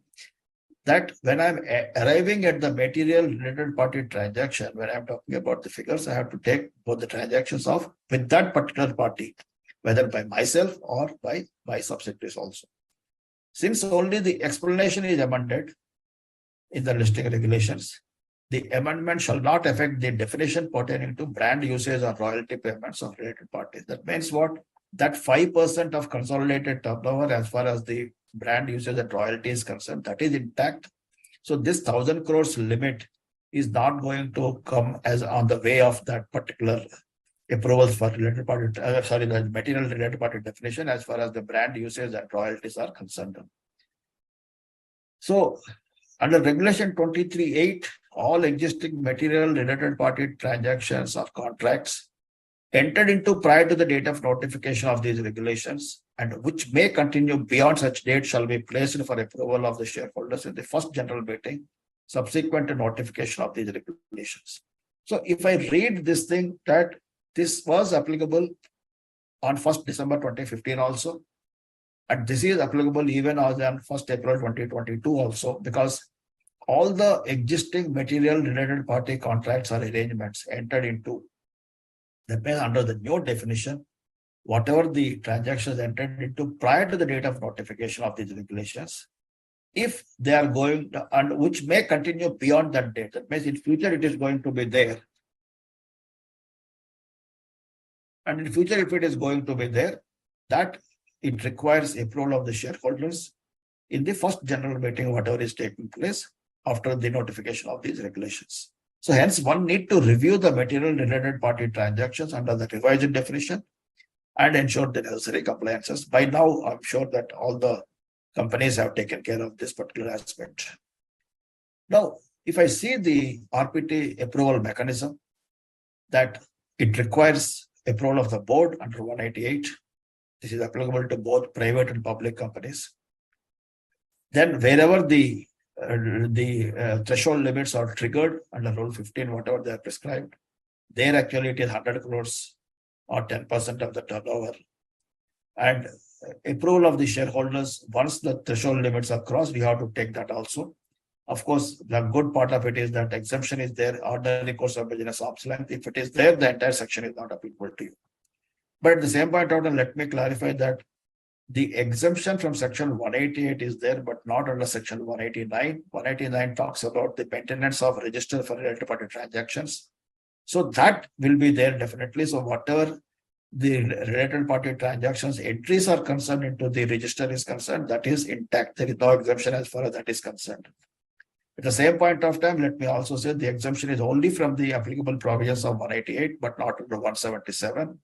So wherever the approval of the audit committee is there, applicable to all listed companies and certain class of companies which have to constitute the audit committees, even if some companies which don't need to constitute an audit committee, but they have voluntarily constituted the audit committee, they are expected to ensure the compliances of 177.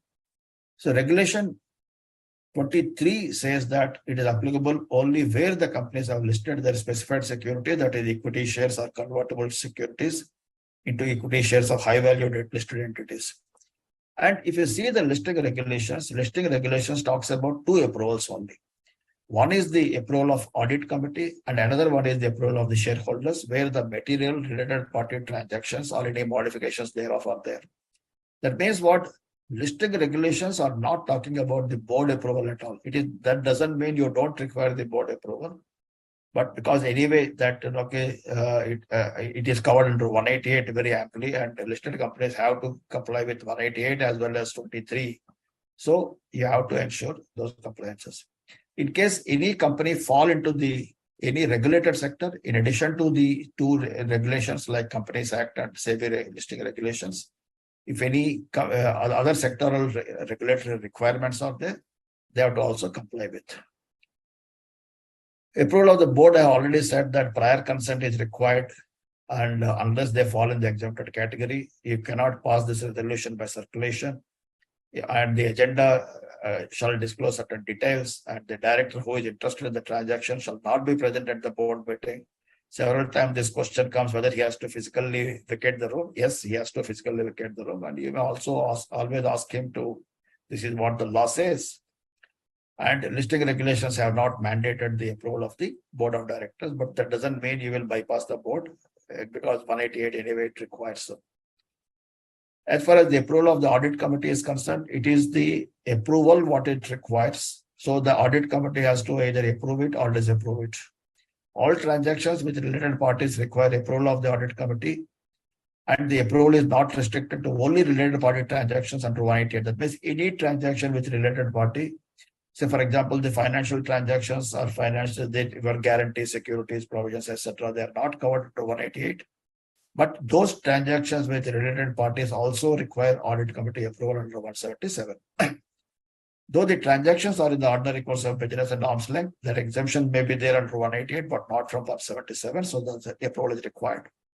All companies which are required to constitute or which are voluntarily constituted, this is what I told you earlier also, is that sometimes we feel that we will not constitute an audit committee, and wherever I feel like I will comply with, wherever I don't feel like I will not comply with. That is not correct. Once you constitute an audit committee, you have to comply with all the requirements under 177. Only transactions up to 1 crore entered into by a director or officer can be ratified by the audit committee, and it can give omnibus approval. And now, pursuant to Regulation 23(2), all transactions shall require prior approval of the audit committee. This is what I said that earlier there was a confusion whether whenever, see that my interpretation is that when you say that approval is required means what? It is always a prior approval. How can you say it is a post facto approval? If it is the intention of the regulator or the person of the draftman, he would have written that post facto approval will also be good. Why prior approval is required? But certain places, fortunately or unfortunately, when the act requires that the moment prior approval is required, then the question of interpretation comes into picture. Where it is required prior, the intention of the legislature is that prior approval is required. For all others, post facto approval is required. So it is better if the drafting is properly there in future. This kind of confusion will not be there. Now the revisor clauses, all related party transactions and subsequent material modifications shall require prior approval of the audit committee of the listed entity. So it is that means the approval of the related party transactions, if they are continuous in nature, that means once I approve it, that may be there for, say, for example, 3-4 years, that the contractual period is, say, for example, for a period of 5 years. And during this period, if there is no change in the contract, then you can continue with the contract without any further approvals. However, there is a subsequent material modification is there. Now, what is a modification? We can understand, but what is a material modification? Is it the terms and conditions? Is it the delivery period? Is it the quality of material? Is it the pricing? Is it the discounting? What exactly is material modification? Again, I say that fortunately, the listing regulations, they have not defined what is a material modification. It is left to the companies. So it is again the same thing. The responsibility is on us. We have to ensure that audit committees have to properly define what is a material modification to a particular related party transaction. And that requires approval of the audit committee. So for this, again, audit committee has been entrusted with the responsibility, and the guidelines are to be provided by the board in the related party transaction policy. Audit committee shall define the material modifications at effective 1st January 22. And this is one amendment which has come not from 1st April 22 or 1st April 23, but from 1st January 22. This is the only amendment which has come from January 1st, if I am not wrong. That is, the members of the audit committee who are independent directors shall approve the related party transactions. Now here, this question comes, how far it is correct, how far it is, correct in the sense means that can you ask only the independent directors to approve the related party transactions? Have they equipped properly to approve the related party transactions? Do they have that kind of bandwidth with them, that kind of maturity and understanding with them to approve it? Sometimes it may happen that there may be a roadblock also, because the independent directors, because of their anxiety that tomorrow if they approve, they will come under scrutiny. So better not to approve the transactions. Or alternately, get convinced by the management. So they put so many questions to the management, and virtually it may lead to a kind of a frustration also. So this is not a happy situation as such. putting only the independent directors, but no doubt about it, governance point of view, it is a superb idea that independent directors have to approve the related party transactions. So here what happens is the independent directors have to be more vigilant and more diligent. They have to understand the related party transactions and ensure that there is no question of any kind of undue advantage or benefit being given to the related parties, knowingly or unknowingly even. This is what I normally tell the independent directors to be careful about it. So this is material we have already discussed about it. Then the prior approval of the audit committee of the listed entity, a related party transaction to which subsidiary of a listed entity is a party, but the listed entity is not a related party. This is another amendment which has come. Sometimes it may so happen that the listed entity is not a party to the transaction which is being entered into with a related party, but the subsidiary of the listed entity is a party. That means if A Limited is a listed company and A Limited has Mr. X is the related party to A Limited, and A Limited is not entering into any transaction with Mr. X, but my subsidiary is entering into a transaction with Mr. X. In such case, if the value of that transaction exceeds 10% of the annual consolidated turnover as per the last audited financial statements of the listed entity. If it is so, then they have to go to the audit committee approval of the listed entity. That means despite the fact the listed entity is not a party to the transaction, it is the subsidiary company of the listed entity which is a party to the transaction. Because the transaction value exceeds that 10% of the annual consolidated turnover of the listed entity, that transaction has to go to the audit committee of the listed entity. Now, effective 1st April 23, there is a change in this, that again the same thing, the scenario is the same. The listed entity is not a party to that transaction with the related party, but the subsidiary company of the listed entity is a related party, and the transaction value exceeds 10% of the annual standalone turnover of the subsidiary, then that transaction has to go to the audit committee of the listed entities approval. That means there are n number of transactions which will be flowing to the audit committee of the listed entity. The reason being, when you say that 10% of the annual standalone turnover, if it is a consolidated turnover, the figure would have been big, but it says that exceeds 10% of the annual standalone turnover. If I'm having a subsidiary which is a small in nature, and say, for example, the turnover of that particular company is say 5 crores, and 10% of that 5 crores is 5 lakhs, and that has to go to the audit committee. And the approval of the audit committee of the listed entity. So again, the same thing, if you see, because of this particular amendment, no doubt about it, again, governance point of view, it is good. All the transactions of the subsidiary companies are flowing to the audit committee of the listed entity, but the burden of the audit committee of the listed entity is increasing manifold.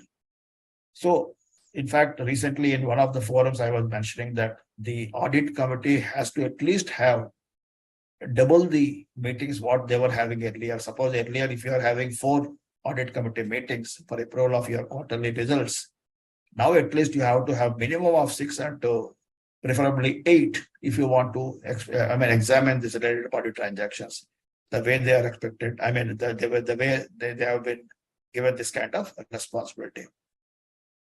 At the same point of time, in fact, let me say this also, that most of the times, if the independent directors, the comfort of the independent directors is always depending upon the company secretary. So it is the responsibility of the company secretary, who are the bridge between the committees, between the board and the management. So it is the responsibility of the company secretary to flow as much information, to provide with the audit committee members with as much information as available as far as the related party transactions are concerned. So he has to sit with his colleagues and his counterparts in the finance and accounts. So whatever the requirements of the audit committee are there, he should be able to communicate to them. No doubt about it, these days, even the finance and accounts also, they do attend the audit committee meetings. But at the end of the day, most of the times, the board always looks towards the company secretary and the CFO, and not to the other people. So these are the responsibility of these two people to ensure that proper information is furnished to the audit committee. So if the subsidiary company by any chance, if it is a listed subsidiary, then obviously the transactions need not flow up to the listed entities audit committee. It will be there at the audit committee of the listed subsidiary only.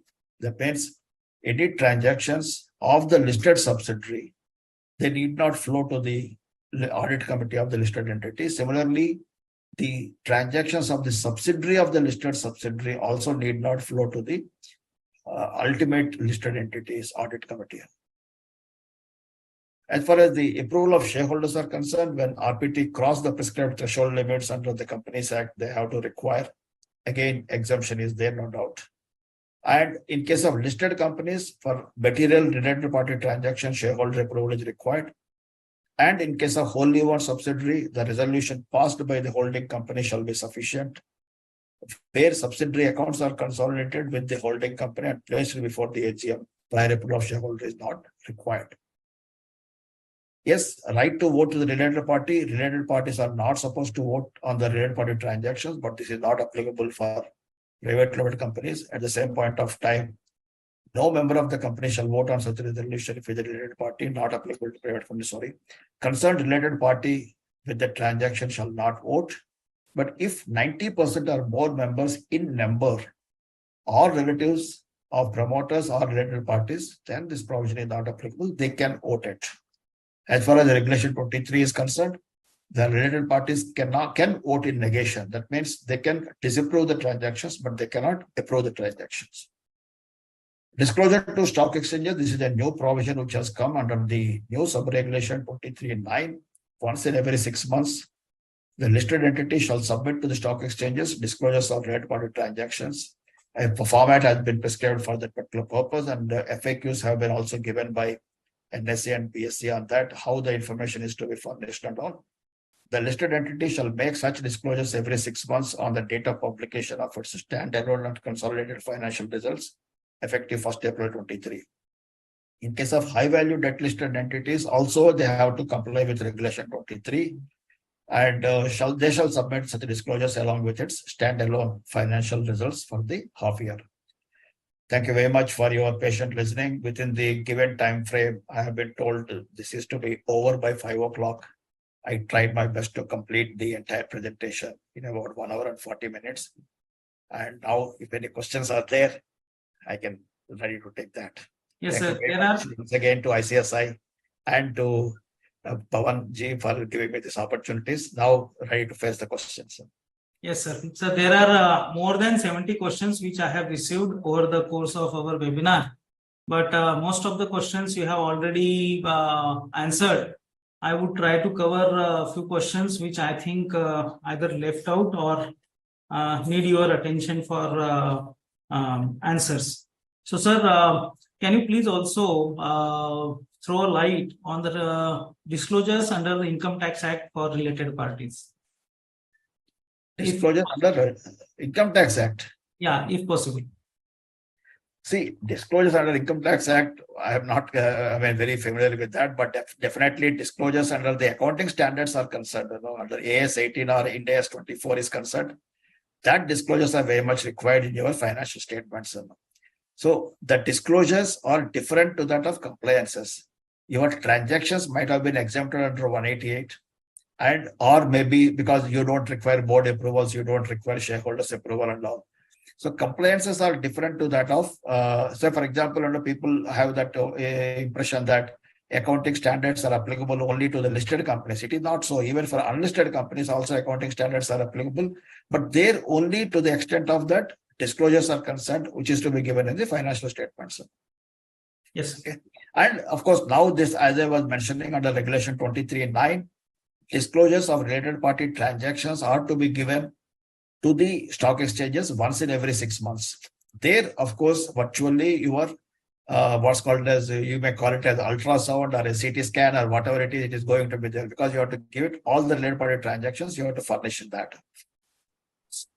Sir, though the second questions, though the RPT provisions are exempted between holding and subsidiary companies. But when the transactions is crossing the threshold limit, do we need to pass the board and shareholders resolution for the transactions of sale of services with its holding company?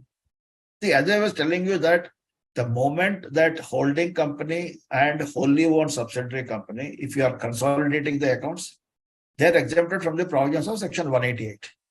The moment you are exempted from 188 means the entire section you are exempted from. So you don't require board approval, you don't require your shareholders approval, but however, you require your audit committee approval.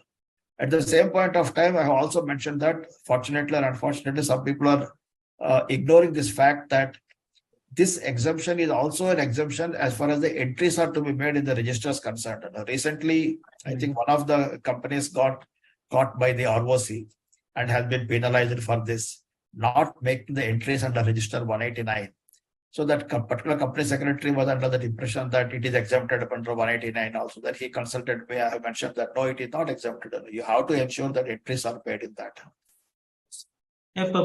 Next question, sir. A public limited did sublease of the lease premises to the related party. Will this attract RPT under 188? See, leasing is definitely coming under 188, right? If a company is leasing the premises, if it is a public company or a private company, irrespective of that, if it is leasing a premises to any related party, it comes under 188 and you have to ensure the compliances. But the only thing is, again, the same thing, you have to ensure that is it for furtherance of your business? That means ordinary course of business and arm's length transaction is there. If you are able to determine that, yes, it is so, based on the parameters what I have mentioned to you, then you may be exempted under 188. Otherwise, you have to comply with that. Okay. Sir, we are talking about the threshold limits. The question is, let's say in the month of April 2023, the value one RPT was entered, the value was less than 10% of the threshold limit. And let's say it is proposed in the end of August or September to enter into another transaction. So the question is, should the company seek approval for both the transactions or only the latter one, the September one?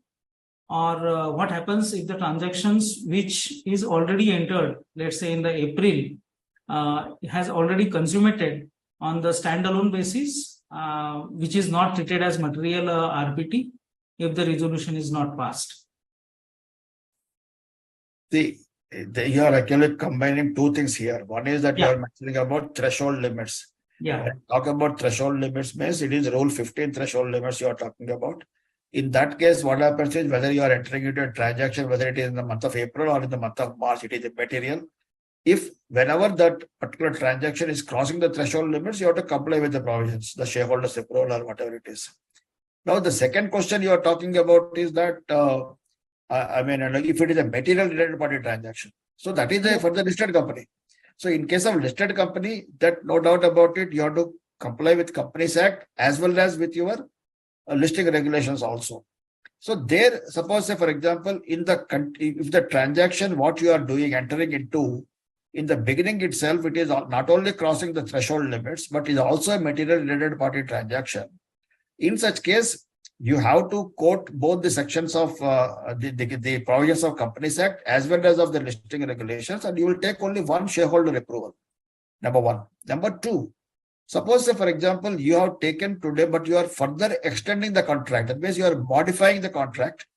And when you are modifying the contract, that contract is triggering the material related party transaction limit if it is a listed company.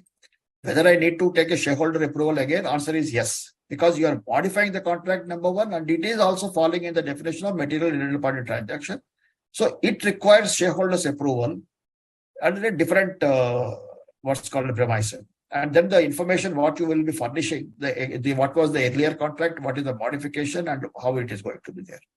Sub-query to this question, sir, if let's say in the first instance, it is not crossing the 10% limit, and the moment I am entering into another transaction, and thereby the threshold limit is increasing beyond 10%. So what to do about first transaction? See, first transaction you will continue. First transaction you will continue but with whatever the approvals you require, whether it is audit committee approval or board approval or whatever it is, because it has not touched the threshold limit, you will not go to the shareholders approval. But when you are further extending that particular contract and when you are hitting the threshold limits, before you execute that contract, you have to have the shareholders approval with you. Okay. Same is the case with material related party transaction also. Till the time you are not triggering that definition, you can continue with the normal course with your audit committee approval and board approval only. But the moment when you're triggering that definition of material related party transaction, the 1,000 crores limit, that point of time you have to have your approval of shareholders with in your hand. Then only you can enter into that particular contract. Okay, sir. Okay, sir. Sir, how to apply the exception laid down in section 2, subsection 76(8) for the private companies, specifically for foreign subsidiaries? Okay, come back again. 276 clause 8. Yeah. So how to apply the exception laid down under section 2, subsection 76 clause 8 for private companies, specifically for foreign subsidiaries? I'm sorry. In fact, I need to recap that. I'm not very No, sure. sure. The No, lawyer has sure. answered this question that if they contact me offline, I may be able to answer, but I must admit my ignorance as far as this is concerned at this point of time. No issues. No issues. Sir, does list of related parties of unlisted subsidiary to be prepared as per the Companies Act definition or LODR definition of related party? See that every company has to prepare the list of related parties as it is applicable to it. So, and similarly, let me also say that as far as the compliances are concerned, also the same thing that I have to what's called as ensure the compliances as a subsidiary, whatever is required under the Companies Act, because listing regulations are not applicable. But at the same point of time, my holding company is under obligation under the listing regulations for certain compliances for which I have to cooperate with them. Say, for example, if I am entering into a transaction of a related party with the listed entities, related party, okay. So I have to now say whether I have to comply with my related party, this thing not required because it is not a related party to me as far as 276 is concerned. It is a related party to me as far as the listing regulations are concerned. So to enable my holding company to comply with the listing provisions, I have to seek the approval of the audit committee of the listed entity. Okay. So it means for the limited purpose, I need to prepare the list as if it is a listed company, because Correct. anyways I have to support the listed company, which is a holding company. Yeah. Yes, sir. Sir, is deputation of employees to an associate company covered under RPTs? Come back again. Deputation of employee to an associate company. Yeah, it is you see, because you are availing services, whether you are deputing or you are getting deputed, it is definitely availing or rendering of service. You must be definitely exchanging the debit notes or credit notes, whatever it is. And that is a related party transaction. And especially it is common as far as the shared services are concerned in the group companies. This do take place, whether it is the space, whether it is IT, security, admin services, IT service, all these things, So these are all shared services. Definitely they triggered the related party transactions.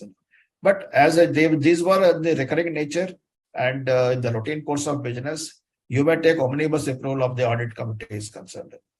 Because they will certainly be exempted as far as 188 is concerned, because they are in the ordinary course of business and you have to ensure that they are at arm's length basis. If you are able to do that, 188 is exempted.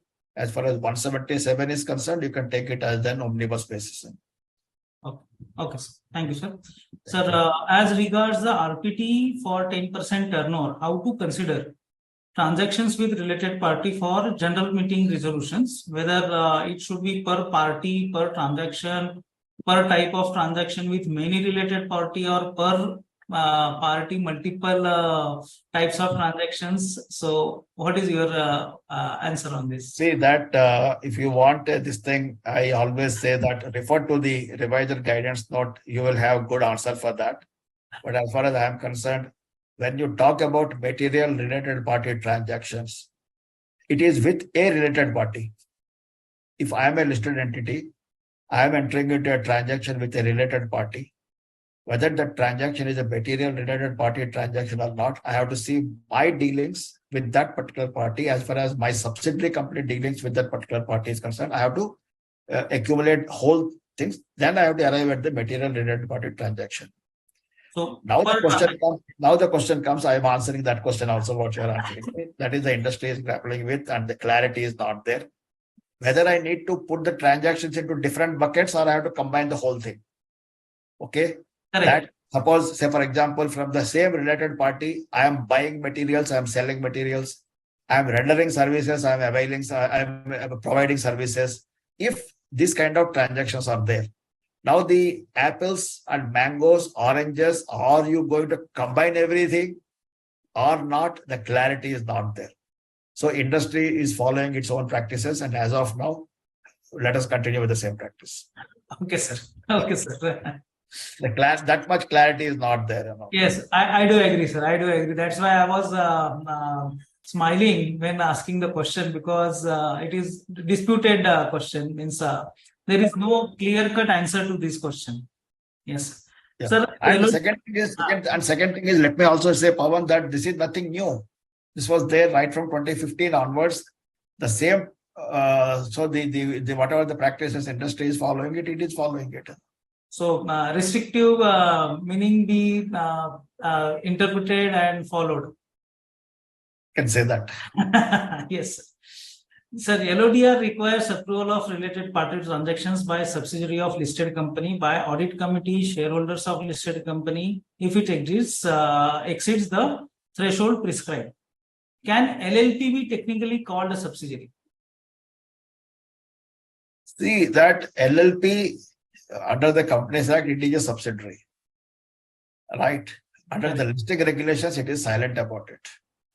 But it is, advisable, according to me, you might take it as this thing. But again, the same thing, as I told you that LLP is either a subsidiary company for a limited purpose or for the purpose of related party transactions. As a governance point of view, given me a chance, I will take that thing into, into that in the whole bunch, you know, together with subsidiaries, JVs, associates, and all. Because it's a governance point of view, it covers, you know, okay, by you are dealing with a related party transaction and your own LLP is there. When you are extending that provision to your subsidiary companies, JV companies, associates, why not to LLPs? The decision making. Related party transaction, yes, by all means you take it. Because provided you are a partner in that LLP, the listed entity is a partner in that LLP. Okay. Correct. Not the listed company directors are partners and all, no. Sir, that criteria of controlling the decision making, can that be inferred over here? See, that is only to the extent of whether the LLP is a related party to you or not. Yes, for that particular purpose, you can say that by controlling purpose that it is there, but that LLP is my related party. To that extent, you can say, no doubt about it. Yes. Okay. Sir, for this next question is for NBFC company, which is a wholly owned subsidiary of a public unlisted company, which gives the loan to its holding company. Okay. So approval under 188, apart from 188, 186, by both the companies would be required or only one company? See, 188 anyway, that financial transactions are not covered under 188. Okay. So 188 approval is not required. So you don't need to fall into that exemption also, because 188, if you see that loan borrowings, providing guarantee security, it is not covered. Correct. But certainly that audit committee approval is very much required for that.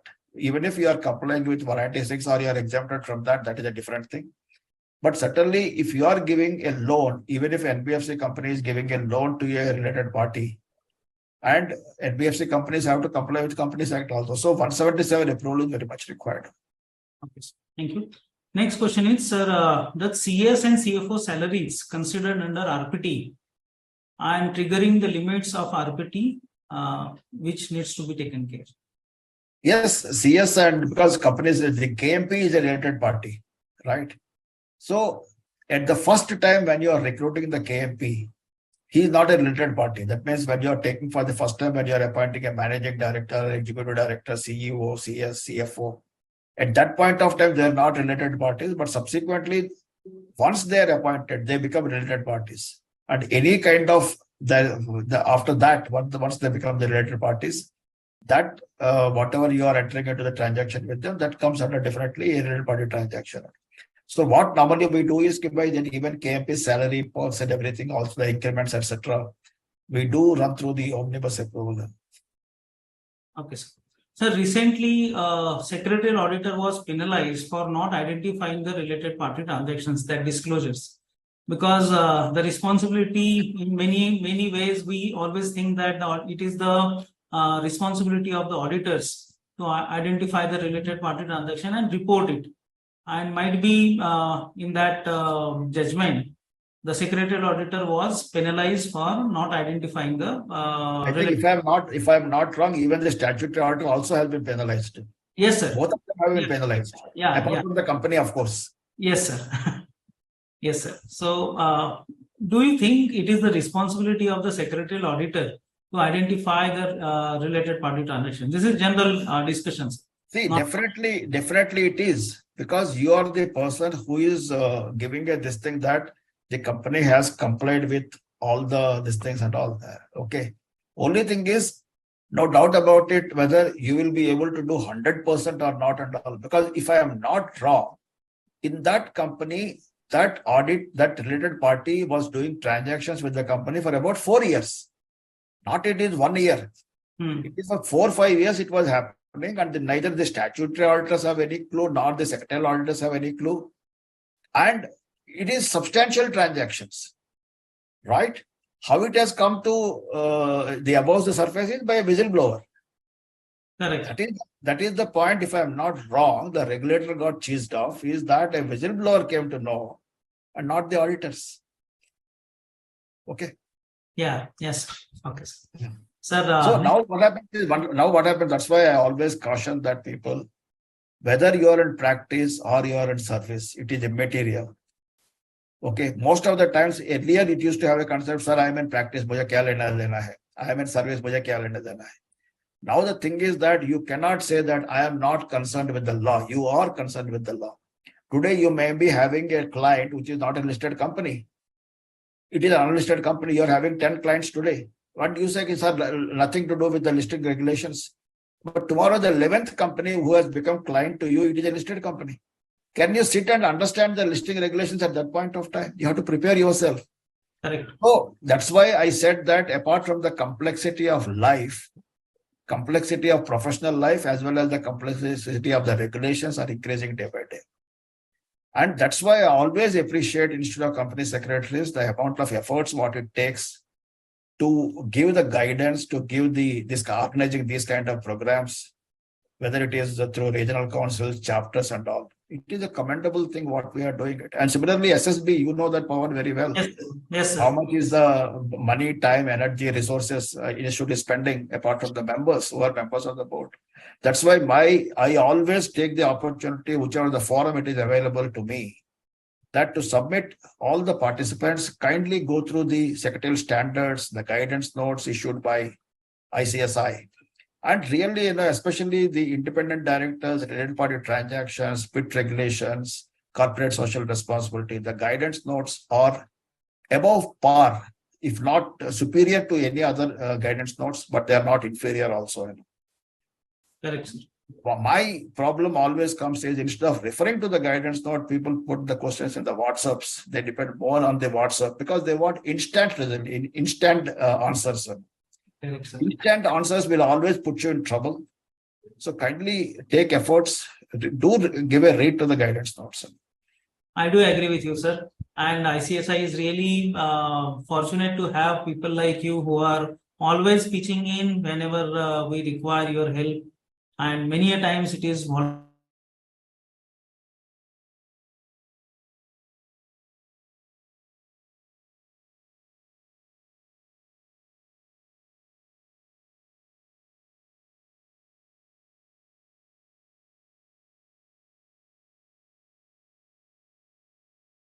Pawan got frozen.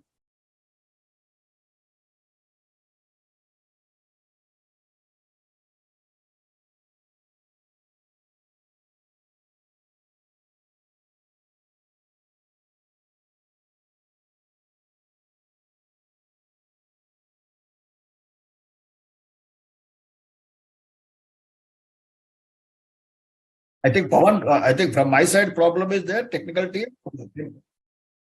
Acha, Pawan side. Okay. Fine. Thank you.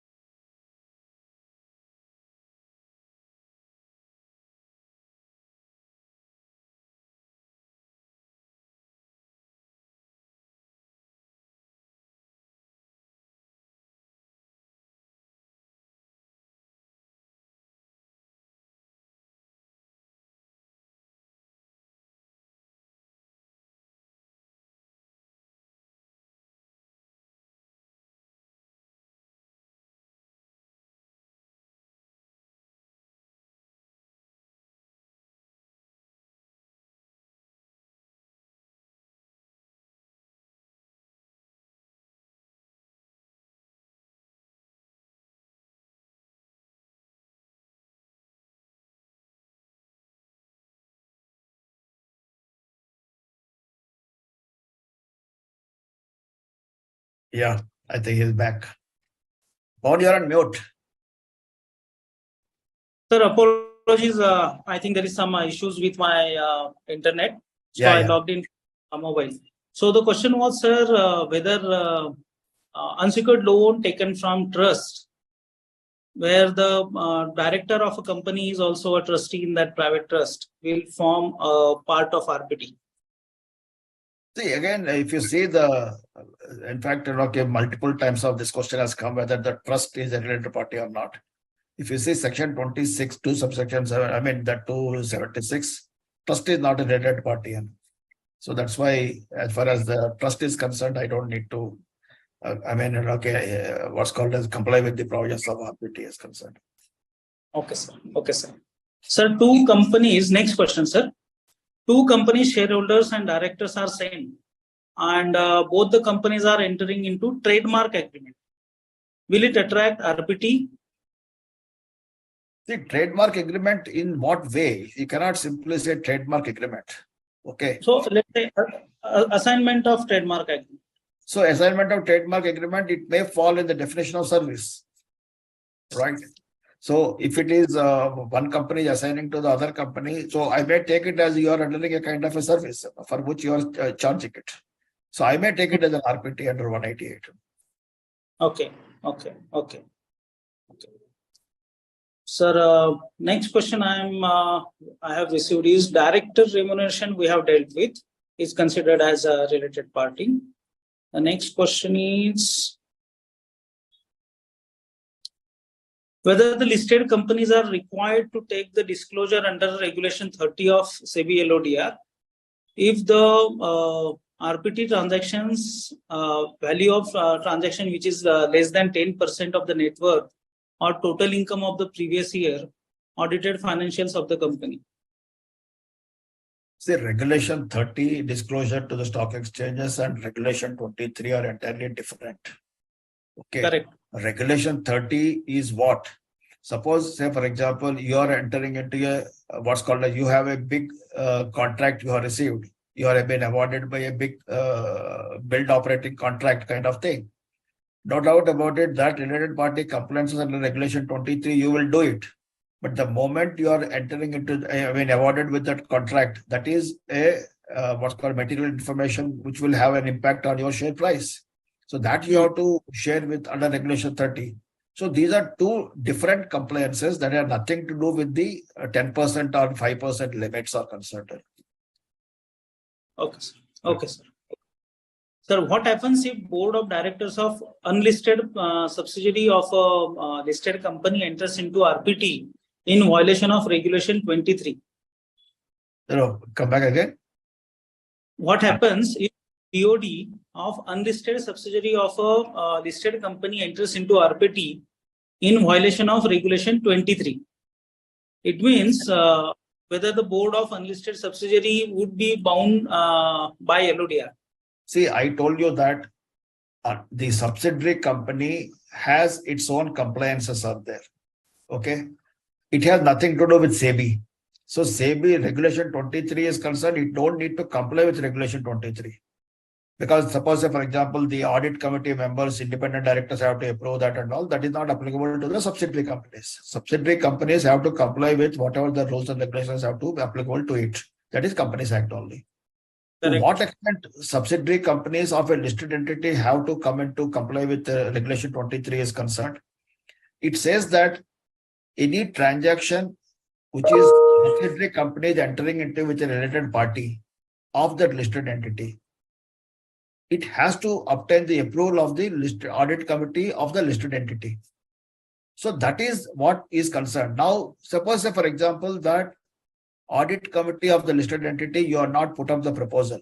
You are not obtained the listed audit committee of the listed entity's approval. Whether SEBI will punish the subsidiary company, answer is no. Because SEBI has no jurisdiction on that. Okay. So now the question comes that I think you have to exit from one or the other way. Yeah, good. So what will happen is that the listed entity will be penalized by SEBI because it is the responsibility of the listed entity to also ensure compliances as far as its subsidiaries are concerned. So if the subsidiary company is entering into a transaction with a related party of the listed entity, even if the listed entity is not a party to that particular agreement, but if it requires audit committee approval of the listed entity, if it has not been obtained, the listed company will be held responsible, not the subsidiary company. You are on mute, Pawan. Sub question is also asked for this, whether under regulation 23 only, will a company be required to aggregate all transaction of listed entity and its subsidiary for ascertaining the materiality threshold? See, it is not the responsibility of the subsidiary to ensure the threshold of materiality and all. That is, that material related party transaction or not, that is the responsibility of the listed entity. As I told you that when you are arriving at the material related party transaction with a particular related party, the listed entity has to combine its own transactions with that related party and the transactions of all the subsidiary companies also, and has to arrive at the material related party transaction. Then it has to ensure the approvals, whatever are required. So it is not the responsibility of the subsidiary company to work out the material related party transaction. It is the responsibility of the listed entity only. Okay. So only thing is that, as I was mentioning to you, the transactions of subsidiary companies with the related party of the listed entity also require compliances. It is the responsibility of the listed entity to ensure that proper awareness is created across the group companies. Because most of the times it may so happen the subsidiary companies might not be aware of the provisions of the listing regulations. So it is the responsibility of the listed company to ensure that proper awareness is created across the group companies. Okay. And that's why I always advocate that, wherever I go and give that corporate training, I always say that you have to, that's why I say that regulation 23, you cannot implement in isolation. You require hand-holding of all your subsidiaries, JVs, associates, etc., etc. Okay. Yes, sir. I'll ask one last question because time is up. I have received, as I said, more than 80 questions. So I'll take this as a last question.